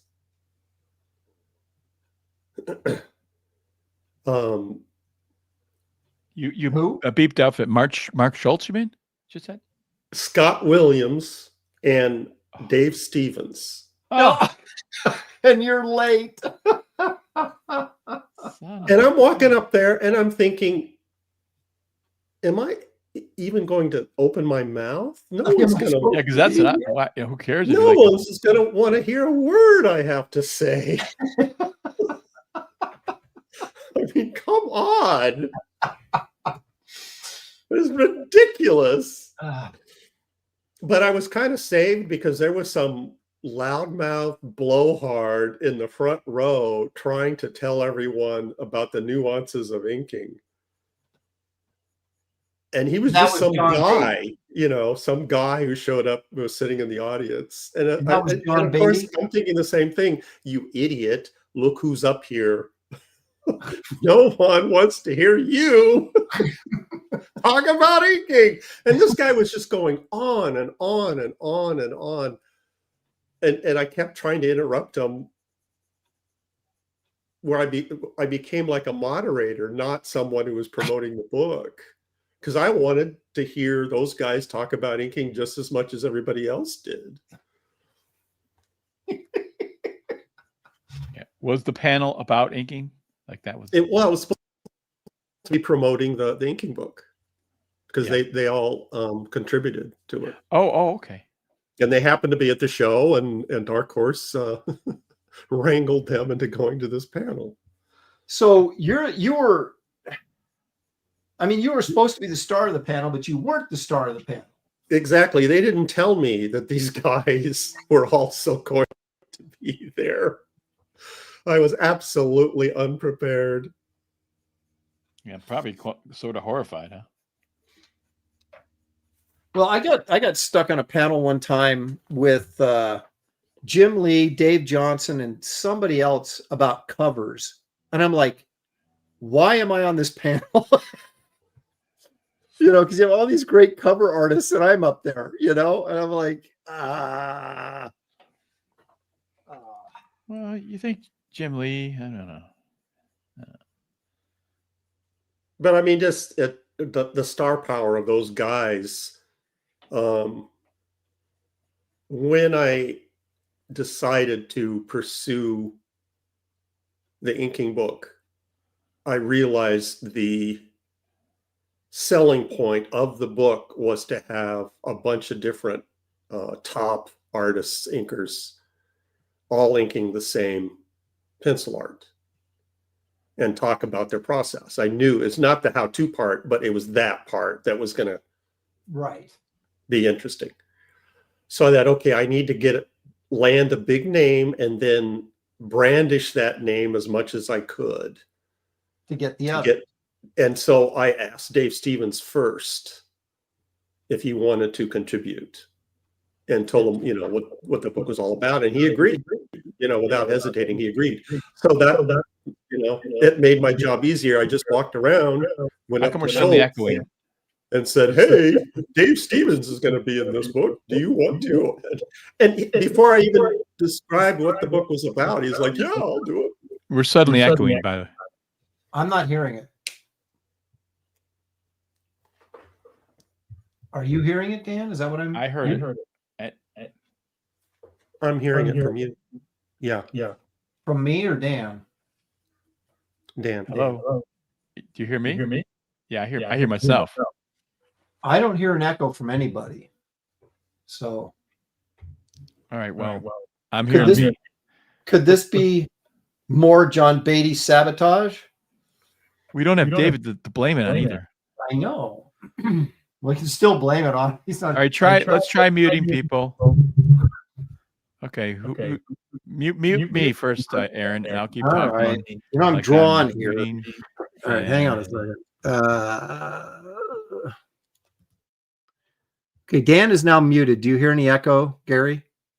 From you? Do you hear? Yeah. Do you hear an echo from me? From me. You hear me echoing? No. Okay. Well, I don't hear you echoing. So let's bring Dan back. Okay. I'm going to I hear mute Gary. myself echoing. What about the chat? Are they saying anything? They're saying Gary's echoing. Try. Okay, I Gary, just muted Gary. Talk. I just muted Gary. So you go ahead and talk, Dan. Hello, I'm talking. I can hear myself echoing. I don't hear it. I don't know what to I'm say. I don't hear definitely echoing. Yep. No question about it. Yeah, well, let me mute me. Okay. All right. And now I'm talking and I don't hear any echo. We found the culprit. Guilty. What can I do? I don't know. Wait, it's gone now. Wait a minute, it's gone. Gary, All say right. something. Okay. Is it gone now? Gary, say something. Testing. It's fine. All right. I don't know what was going on there. Maybe you just had to slap it, give it a... So you just muted your mic and then turned it back on. That fixed it. Yep. Apparently. See, this is another reason why I hate technology. You shouldn't be able to have problems with your computer, can't figure out what's wrong with it, turn it off, turn it back on, and the problem goes away. What is that? Yep. Right. Gary's beef. That's my beef now. Are you guys up for, Dan, how are you about reading with, goofy characters in a comic strip? Somehow I think you would be good at that. Reading goofy characters in a comic strip, like a live reading Like of something? voices. I don't know. Because I want to try something. Okay. Aaron, could you pull up this screen? This is a old Walt Kelly Pogo comic strip. Okay. Another time, one of the most girls of all time fell for me. Well, not egg.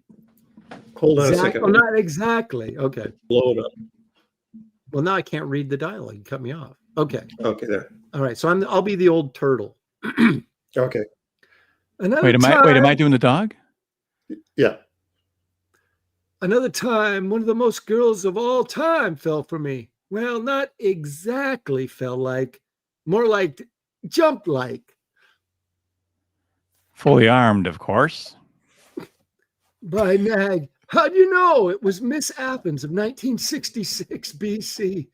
Athena, daughter of the boss god Zeus. Zeus yet? Org. I'm not ready for this. Zeus had one of the highest brows in history, and he got on fire once while she was up there. She tried to save a statue of Venus, but the arms come off, and with these she leapt out the front window, and thus, doubly armed, she landed in my, what's wrong, friend? Nothing, except this thing's not loaded. Actually, I like the payoff.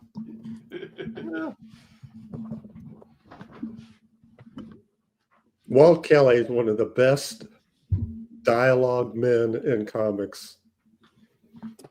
I love Walt Kelly. Didn't you used to have an original strip, Gary, of Walt Kelly's? I still do. Oh, you still have that? Yeah. Excellent. Well, then you'll never go hungry.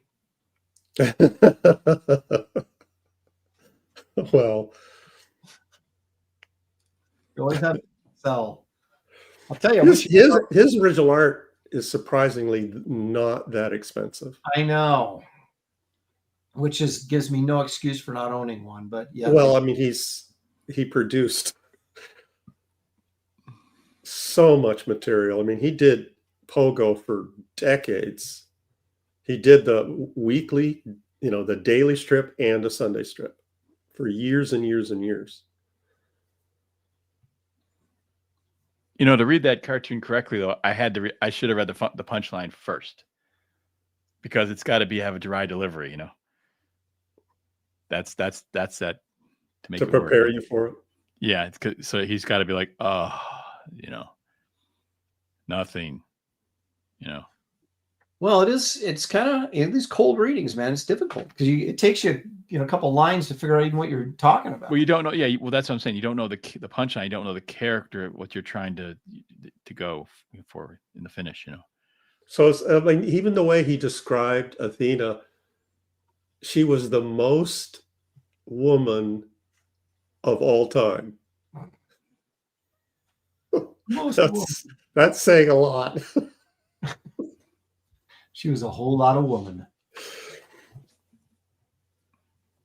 It's kind of a Zeppelin song, isn't it? I guess that's Whole Lot of Love. Well, whatever. I think I've asked you guys this before. I'm going to ask it again. Do you guys have any do you ever feel the need to, during October, to say, oh, I got to watch X amount of monster movies, or this is the time of year where I'm going to watch something? Yes, I'm in the mood, because I put out, I got here the pumpkin lights, and I kind of decked my house. Well, Dan, you're really into Halloween. Yeah, in a not, yeah. Speaking what happened was, speaking of someone who's not into Halloween, no, I don't make a point to watch anything Halloween-y. See, my first, my artistic, my mom was into Halloween, but it was, it was kind of a cutesy Halloween, which she wasn't into watching hacker slasher movies or anything like that. But she was an artist, and when I went every Halloween, she would do something on the front window in construction paper, a scene, a graveyard scene or something like that. And I remember, coming home and being very excited to see what she did this year. You know what I'm saying? Mm-hmm. So it was kind of my first. Blame goes to your mother. What? For your Halloween enthusiasm. Yeah, but it was fun. It was, everybody liked it. We were candy, and this was a lot of fun. So now that you're a grown adult. Yeah, plus what kicked it in too. Then I have a kid who was born close to Halloween, so it was a Halloween birthday party, which turned into a Halloween party, and so I decorate for that. So I got a lot of that stuff. So I used to be into it a lot. Excuse me. Obviously, I'm a monster guy, but it's one of those things where, with me anyway, I was like, as soon as my kids were gone and there's no more trick or treating or whatever, I don't care. My mom used to do the same thing, but on the window and stuff, but it was at Christmas time. So Christmas is always, Christmas is usually a big deal for everybody anyway, but it was a big deal at the Lopresti household.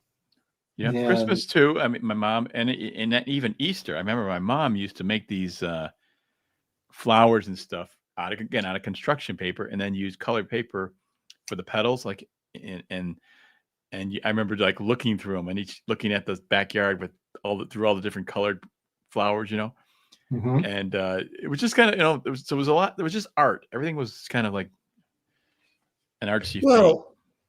It speaks a lot about your mom. Holidays are made for kids, and Right. Obviously she realized that and tried to make it special for you guys. Yes, and I'm one of 8 kids, so we had she was busy with us. Yep. The only tradition that I still do, about going back to your original question, films, is A Christmas Story. during Christmas. I have to watch that every year. Yeah, me too. Well, see, that's what I mean. It's like, because there's always at least one or two Christmas films that you're like for me, I got to watch the Grinch. I mean, the original Grinch, not the Right. That's a must. But we have Santa Jaws is another one. No, I'm kidding. But there are several Christmas films, and I thought, well, there's people that are into Halloween. There's got to be like certain Halloween films, or I tend to I watch monster movies whenever I get a chance, but in October it becomes more to the forefront. You're like, I should, like, tonight I'm watching Karloff in Mask of Fu Manchu, which was like 1931, pretty famous makeup of Karloff as Fu Manchu, but I've never seen the movie, so I put it on the agenda. Just like I haven't seen that in a long time, but I'm recalling that it's a little creepy. Well, it's listed as a horror film, so but we used to, with my son, we used to watch like the Mole People and the stuff that was like the black and white 50s movies and 30s. They were pretty safe, that your young son can watch and not be horrified by. Beatty is denouncing all the other Christmas movies, and he says the only one to watch is Planes, Trains, and Automobiles. That's a good one. Yeah. That is the most frustrating movie, but it is so funny. Yeah. Yeah. That scene when he says, "Where's your hand between two pillows?" Oh, those aren't pillows. Those aren't two pillows. That is a great scene. It's so funny. Well, I love this when they're driving down the freeway the wrong way. Yeah. And the guys are driving by going, "You're going the wrong way." And John Candy's like, and they're laughing at him. When the car starts spinning and Steve Martin looks at him and he's in that devil suit maniacally laughing. Yeah. So funny.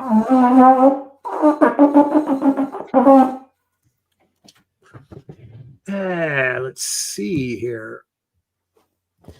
Gollum Wolf for 5, a bit random, but what are your opinions on ink washes? What are some pitfalls to avoid with it? Who do you think does it right? We'll get to that in a second. And then we've got Baldo User for 5. I clicked immediately when I saw the title. There should be more adventure, horror, ocean-themed comics. So much potential. Well, I'll tell you something. There's nothing more horrifying than being out in open water where you can't see 3 feet below the surface. So Gary, I'll let you tackle this first with ink washes. In general, yeah, just general commentary on using ink washes. And I tend to like line rendering, old school,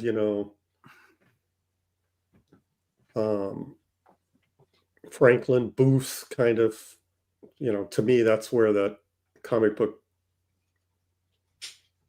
feathering line work kind of came from. I prefer that style of black and white, like when Alfredo Alcala did his inking over Buscema on Conan, and he was using those techniques. That stuff just blew my mind. But then when he did washes over Buscema, I didn't like it as much. Well, yeah, you are kind of a line guy. Yeah. But washes done by somebody who knows what they're doing can be really cool. Mark Schultz does a really wonderful job with ink washes. And what I kind of like, I like going in and when I see guys that, and I think Nebrez did a little bit of this over Buscema too, where they would feather with an ink wash. Yeah. So you get the black line feathering, but then you've also got this kind of gray feathering in there too. That it really nice. Barry Smith would do that a lot when he was watercoloring, he would feather with the color, Right. which I thought was a really nice effect. Yeah. Frazetta So was good with it right? like, again, I mean, a wash, you're breaking down the values, dark, medium, and light. And so you have to layer those values to create depth, and separate the planes, And if you don't do it properly, it just looks like a mess. You look at something and you can't tell what you're looking at. What were you going to say, Dan? Frazetta did good washes, didn't he? Yes. Yeah. Yeah. Well, anything that Frazetta did was. Yeah. Yeah, it was pretty good. So, okay, using him as an example, when Wrightson did washes, I didn't mind it because it looked so cool. Mm-hmm. I prefer, line work, but Well, Wrightson, any technique that he used especially in his golden years of the 70s was amazing. People they look at Wrightson as the Frankenstein, right? And Wrightson did not do that kind of fine line detail work most of the time. It was much bolder. He played around with those techniques in a lot of his inking. You would see it like here and there. Yes. But he didn't, go full Franklin. When he was doing his brush stuff, a lot of times the feather lines were heavier than that. And I mean, every once in a while he would pen and ink something and it would have that kind of feel to it. But my point being, so that if he went in and did washes or whatever, like most famously is that I'm thinking of Jennifer. That Uncle Creepy portrait. Okay. Yeah. I'm thinking of Jennifer. That was all ink wash too. Yeah. Talk about freaking disturbing story. Holy Yeah. What is that? What's the story? Jennifer. You've never that was in a Warren magazine. You remember which one? Creepy magazine, number 63, I think. 62, 63. Well, that would have been the Black Cat. What was Jennifer in? It was in Creepy, but I can't remember with the number. You haven't read that story, Dan? I don't think so. Oh my God. Give you nightmares, but it the artwork is unbelievable. It's stunning. Bruce Jones wrote that. Bruce Jones wrote a lot of really good stuff in those Creepy and eerie magazines. Victor says Dan Wallace really dove deep for this piece. Yeah. You get it? Dove deep. Glitch is asking. Glitch is asking, is Jennifer the sister of Tina? Oh. Well, maybe. Maybe.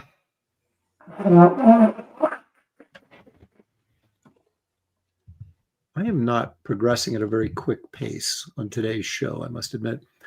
When are we getting John Beatty on? For $2, Stealth. Thank you. Ask John Beatty that. Stealth, what do you mean we? Do you have any influence with John? Yeah, if you do, use it, please, because we're not. John, if Stealth asks you to be on the show, would you consent? What is this we stuff, Kimosabi? Oh. But no, maybe, people in the chat consider themselves part of the show, and that's correct. They are. They are. And John Beatty is, chats with them often. That's true. And there's Beatty right there. Is his response. I'm winning.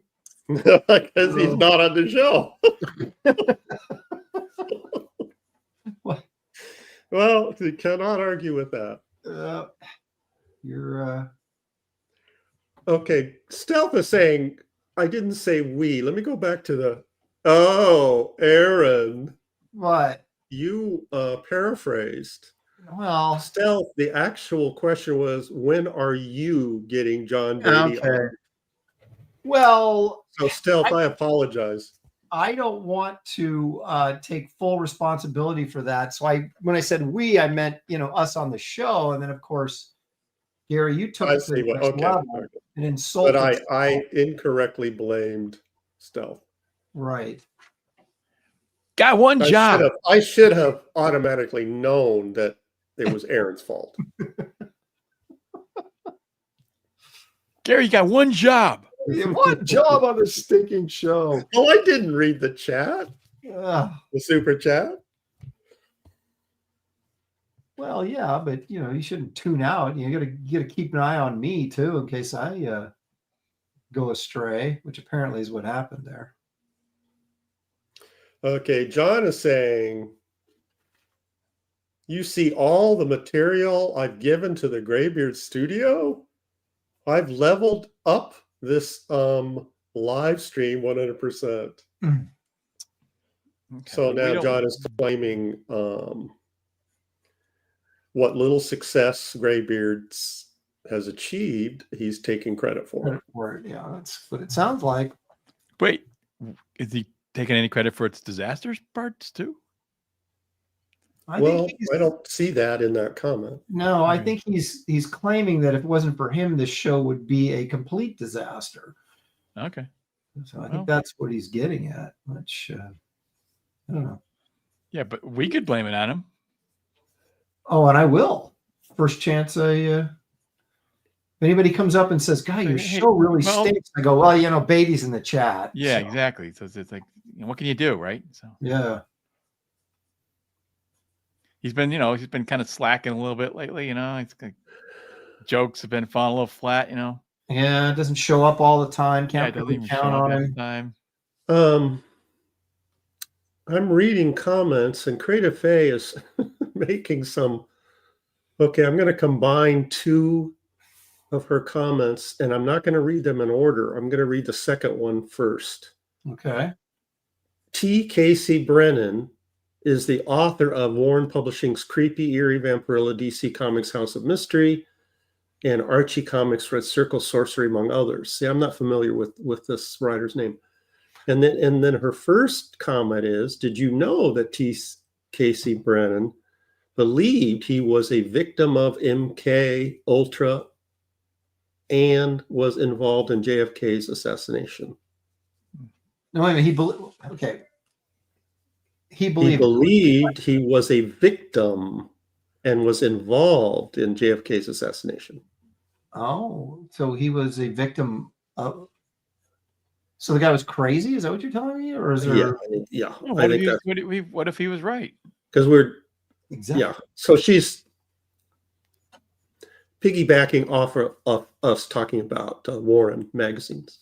Okay.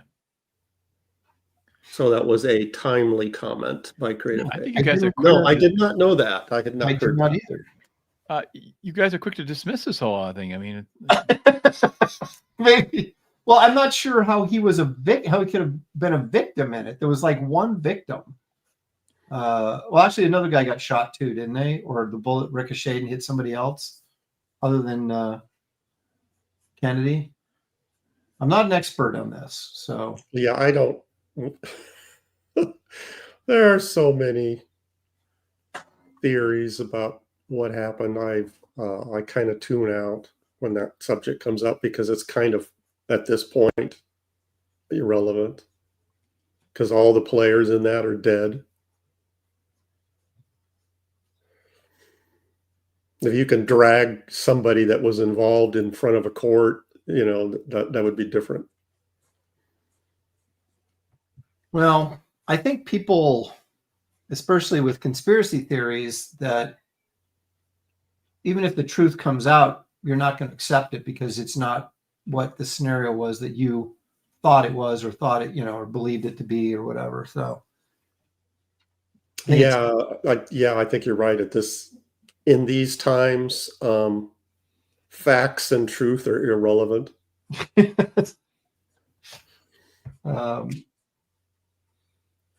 And the more time that goes by, the more, these theories Right.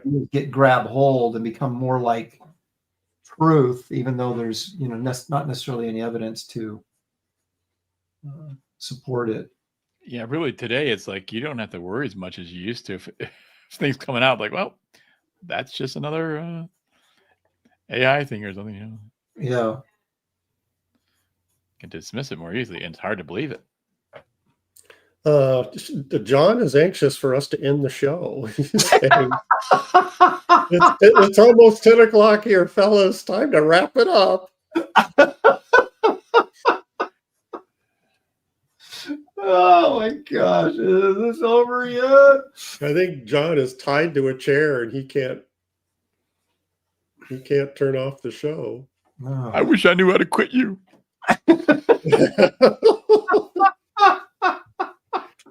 Oh, so I don't know if we're going to have time for my beef because it's going to spark conversation. What's our cutoff, Aaron? No, we should do it because I don't know, about 4:15-ish or so. Okay. Let's run a little intro here. Let's be organized and let's take a gander at Gary's beef today.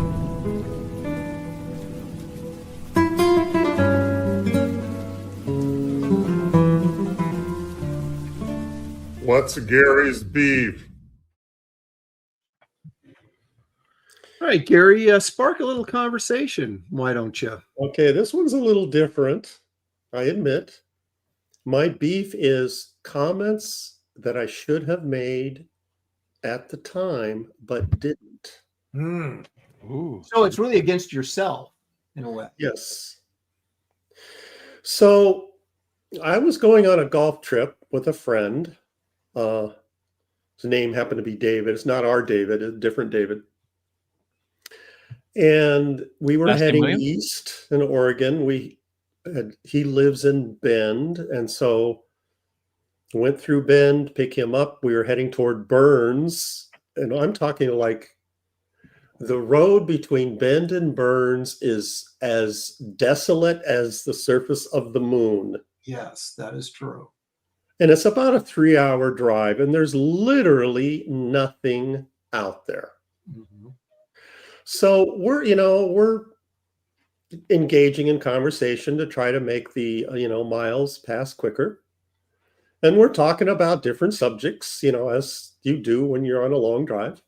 And I've known David for quite a while, so there's no topic that is forbidden. Okay. We have that kind of friendship.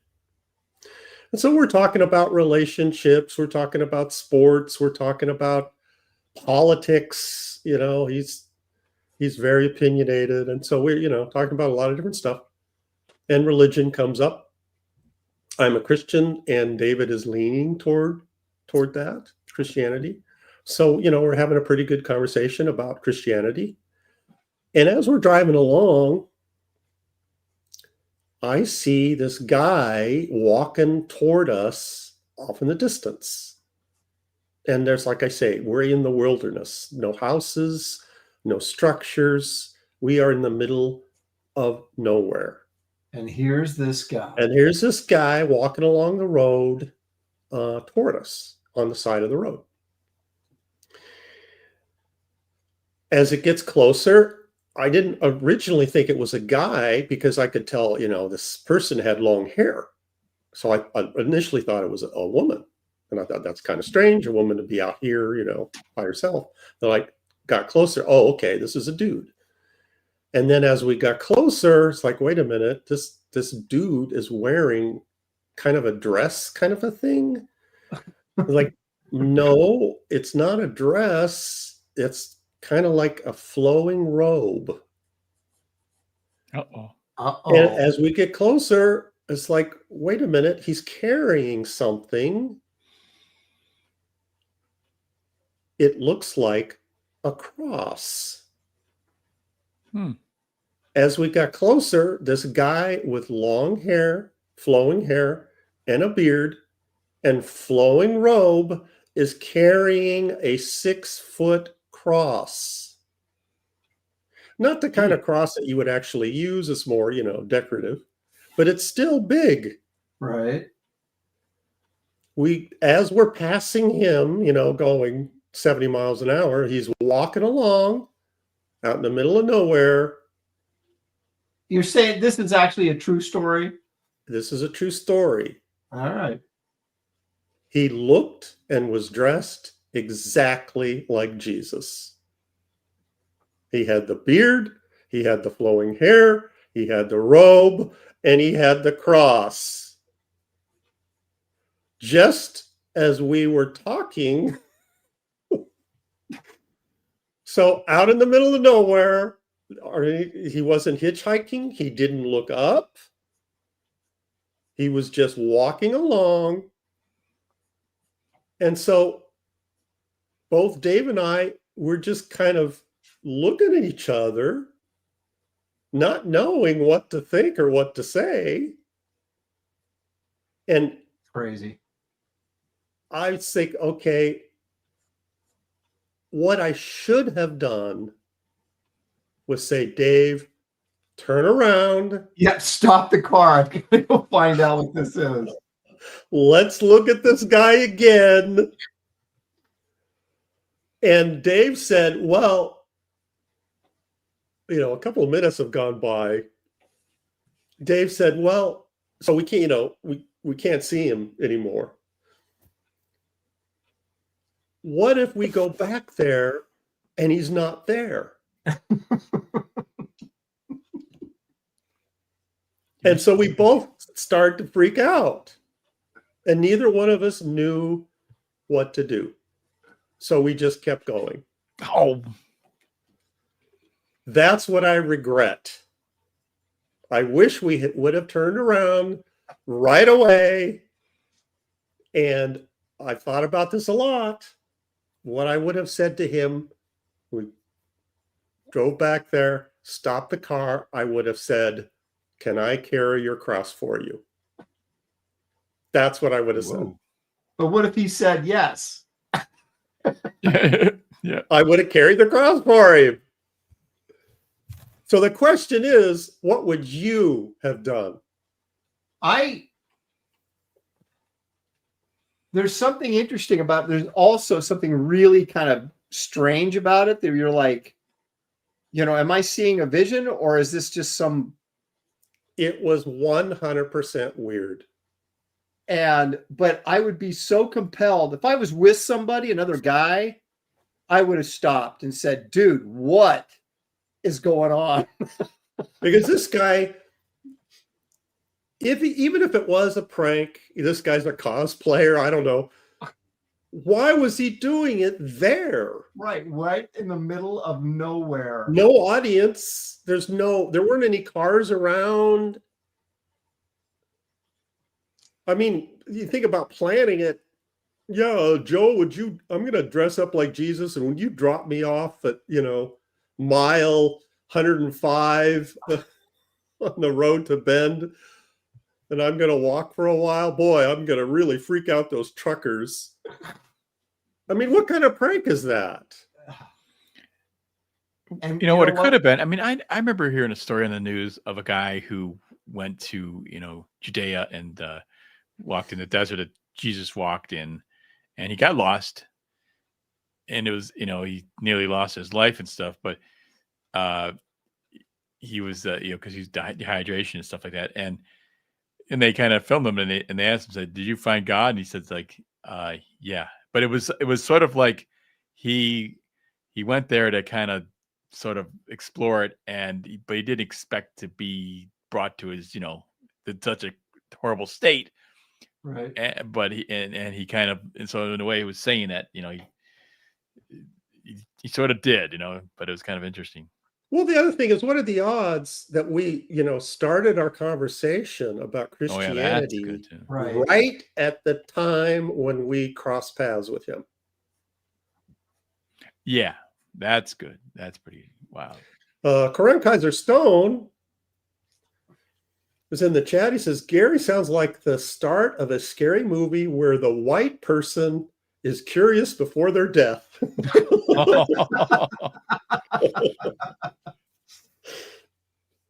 Well, I mean, my first inclination would be not that I saw a vision of Christ. It would be that somebody's doing this, but I want to know why. You know. But that's pretty crazy, Gary. But see, that could be one of those things where, well, of course, I don't know. Was the guy carrying like a gun under his robe? Probably not. The ultimate prank. Yeah. But yeah, that's pretty nutty. Yeah. So I mean, there's so many facets to this of trying to decode it. It's just weird. What would Jesus do? Yeah. What would John Beatty do? I want to hear from him. Yeah. Oh, yeah. What would John do? Let's get some if he's still with us, it's getting late over there. Wisdom of Beatty. We must bring it upon us. This is how you're thinking. As first you think, what would Jesus do? And then the very next thought is, what would Beatty do? Wow. Well, there's Beatty says, I would say, sup, bro.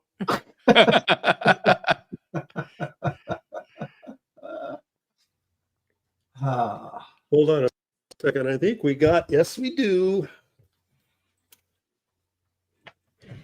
All right, here we go. Let's see. Inconsequential artist for $2 says maybe his point was there's always an audience. Huh? Well, Yeah. You proved it true because you drove right. You know.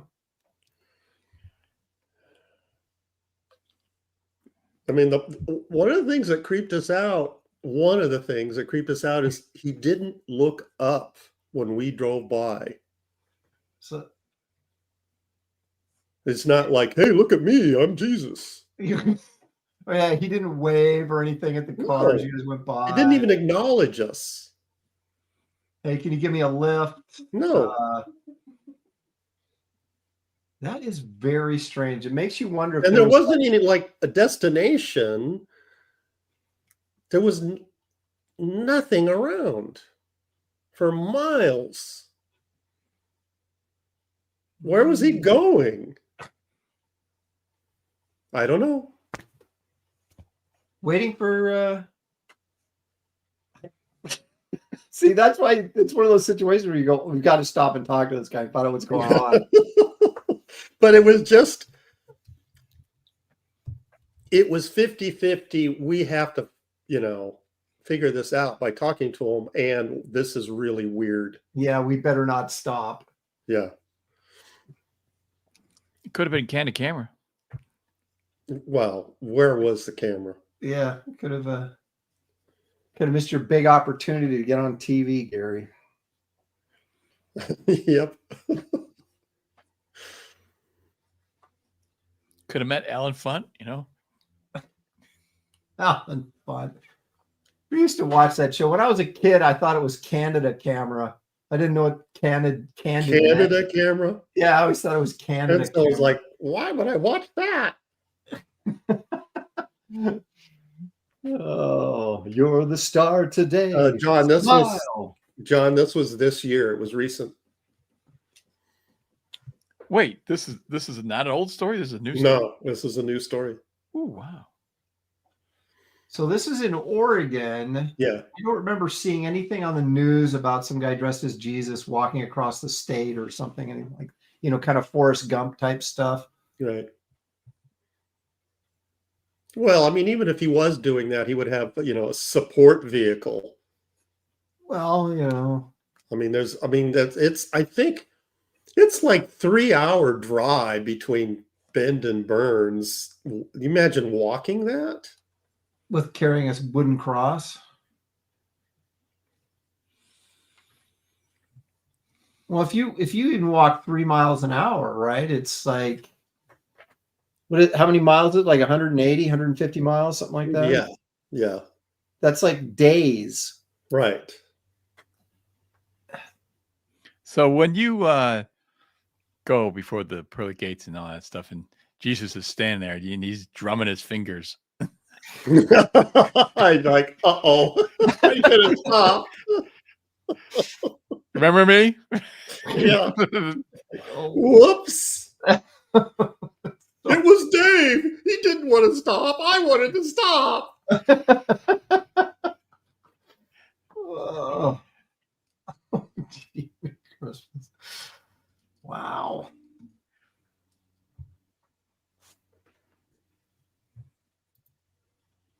That is the most bizarre beef yet.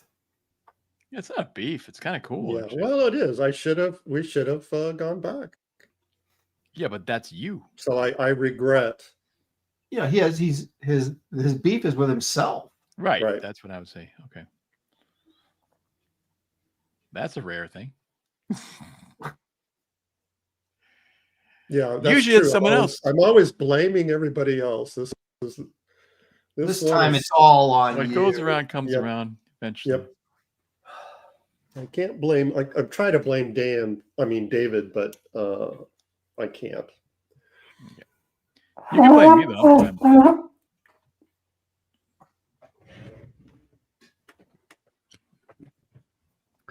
Stealth for 5. When is Aaron drawing his favorite character, Mecha Godzilla?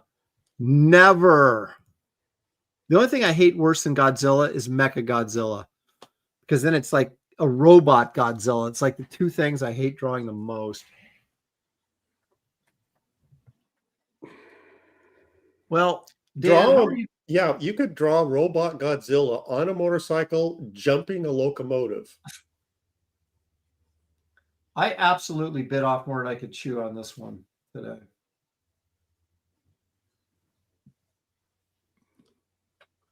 John This is might be one of asking those drawings that never gets finished.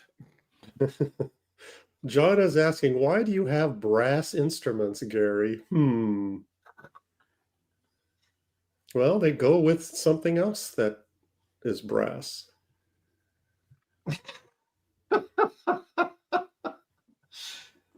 Oh, did you guys ever see the Town That Dreaded Sundown?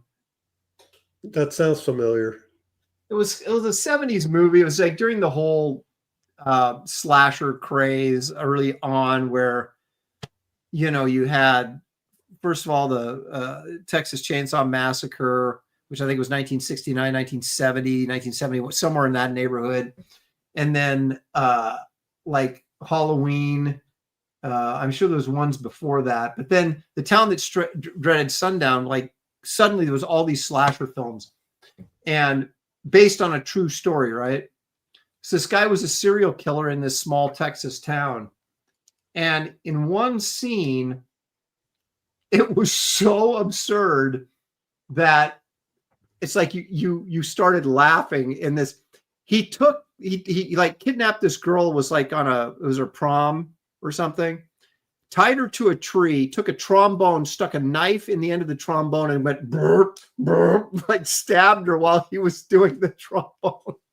It was, I mean, I'm laughing and it's not funny, but it was so absurd that was like, you're pushing this too far. If it's supposed to be a horror film, you just made it into a black comedy, Yeah. It was just absurd. The whole movie was just crazy like that.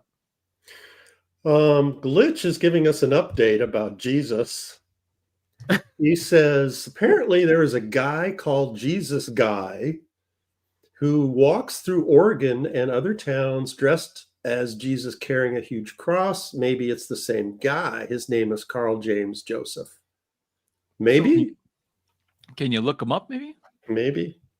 Let me take a quick look at Carl James Joseph and see if maybe that's... We found the Jesus. Although, I don't man, know if I I sure would like the story. The way recognize his face, because just the whole persona is what I was freaking out about. Well, this guy's got blonde hair and a beard. Did this guy have blonde hair? It was light. It wasn't blonde.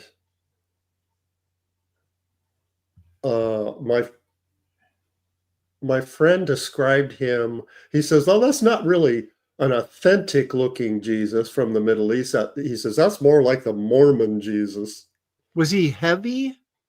No. This guy looks like he's a little bit on the heavy side. Here, I'll show you what I found, and then you tell me if maybe this is your perpetrator.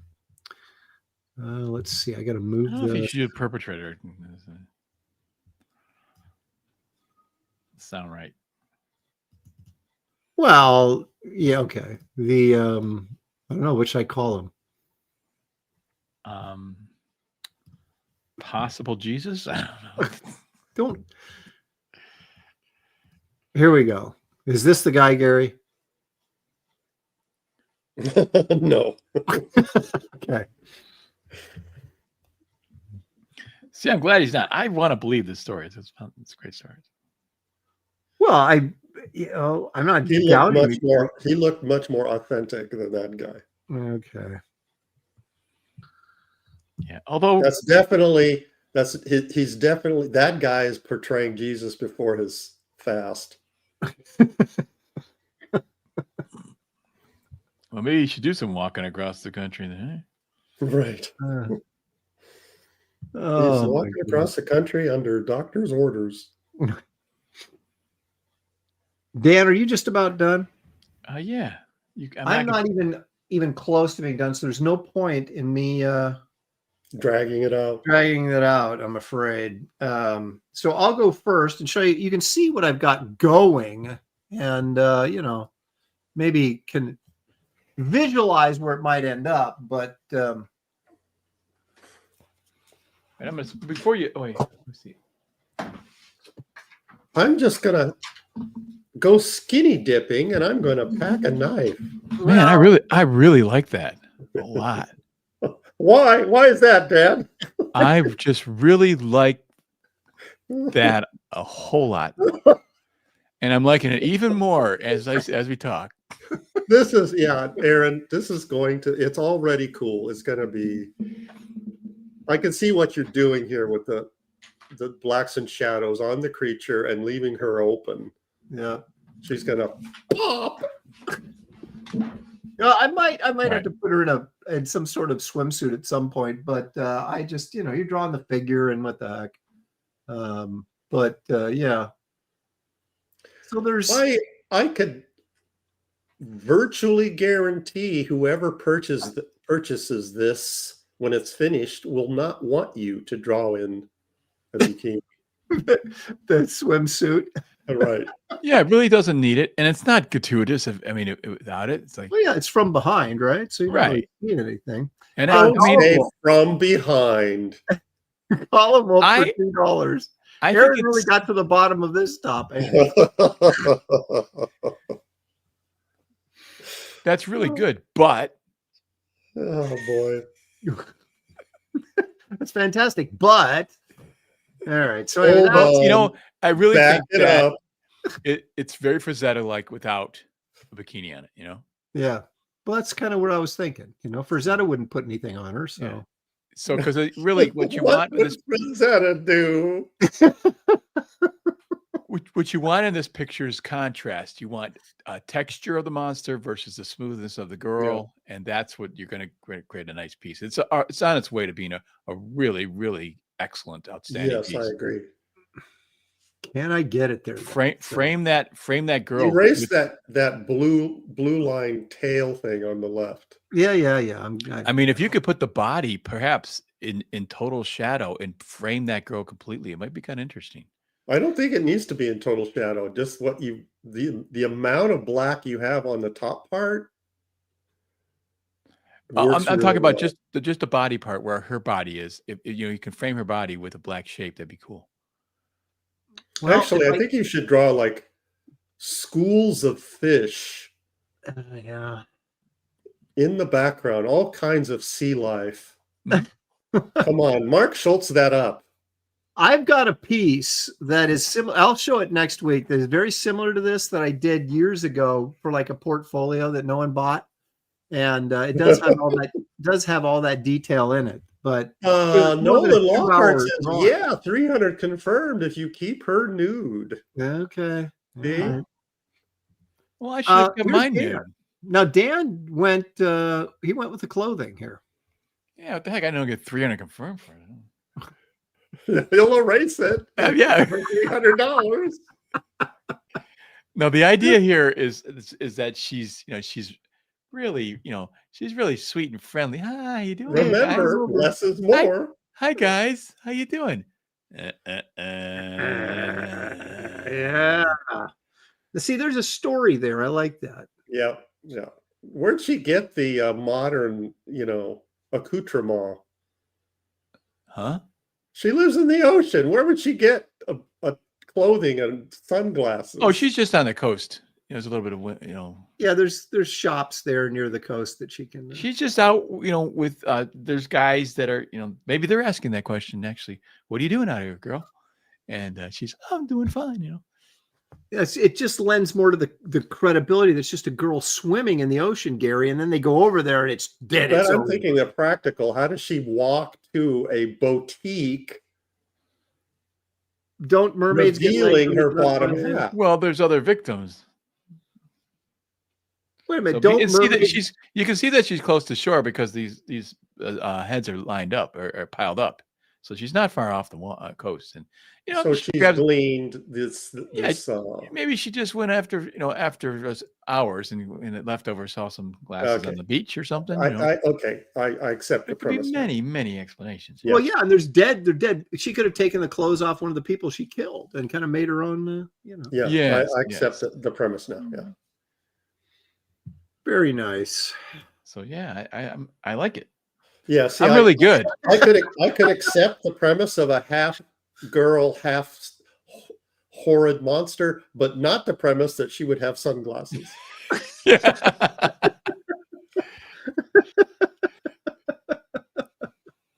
That's ridiculous. She's sunglasses. Well, it's tough to do the show without one of our brothers, but we managed to pull it off, gentlemen. So thank you for the effort. Thank you guys in the chat. We appreciate you joining us every week as you do. We couldn't do the show without you, and we certainly appreciate all the super chats. And we don't really have anything to push on you this week since my campaign is closed, and I forgot to everybody else. But you'll find links to Fearsome, to Dan, what's your project with EVS? Why do I keep forgetting this? Frog Meets World. Frog Meets World, and Dan Lawless's website, along with my website and Gary's art book, Brush with Destiny. All those links are in the description of this video. If you haven't explored those, please check out the links and see if there might be something there that would interest you. And Stealth for $2 says, great show. Thank you, Stealth. We're here to educate and entertain as little as we possibly can. And we always achieve that every show. There's a little effort. It's maximum effort, little what do you call it? Little achievement. Result. Yeah, little result after maximum effort. But we try, folks. Yeah, I think I'm giving myself high marks. You guys don't have to do that. You can keep your marks low. I'm going to give myself really. Well, you always do, Dan. You're always into, Agent Zero says maybe Lopresti could push Chrome Dog, which is still available on Fund My Comics storefront. I sure will. No, we are Agent Zero. No, we are not going to push Chrome Dog, which is currently available on Fund My Comic storefront. We're not going to do it, which I did a cover for, by the way. So anyway, guys, thank you so much. We'll see you next time right here on Graybeard's Studio. Corn dogs. Corn dogs. Corn dogs.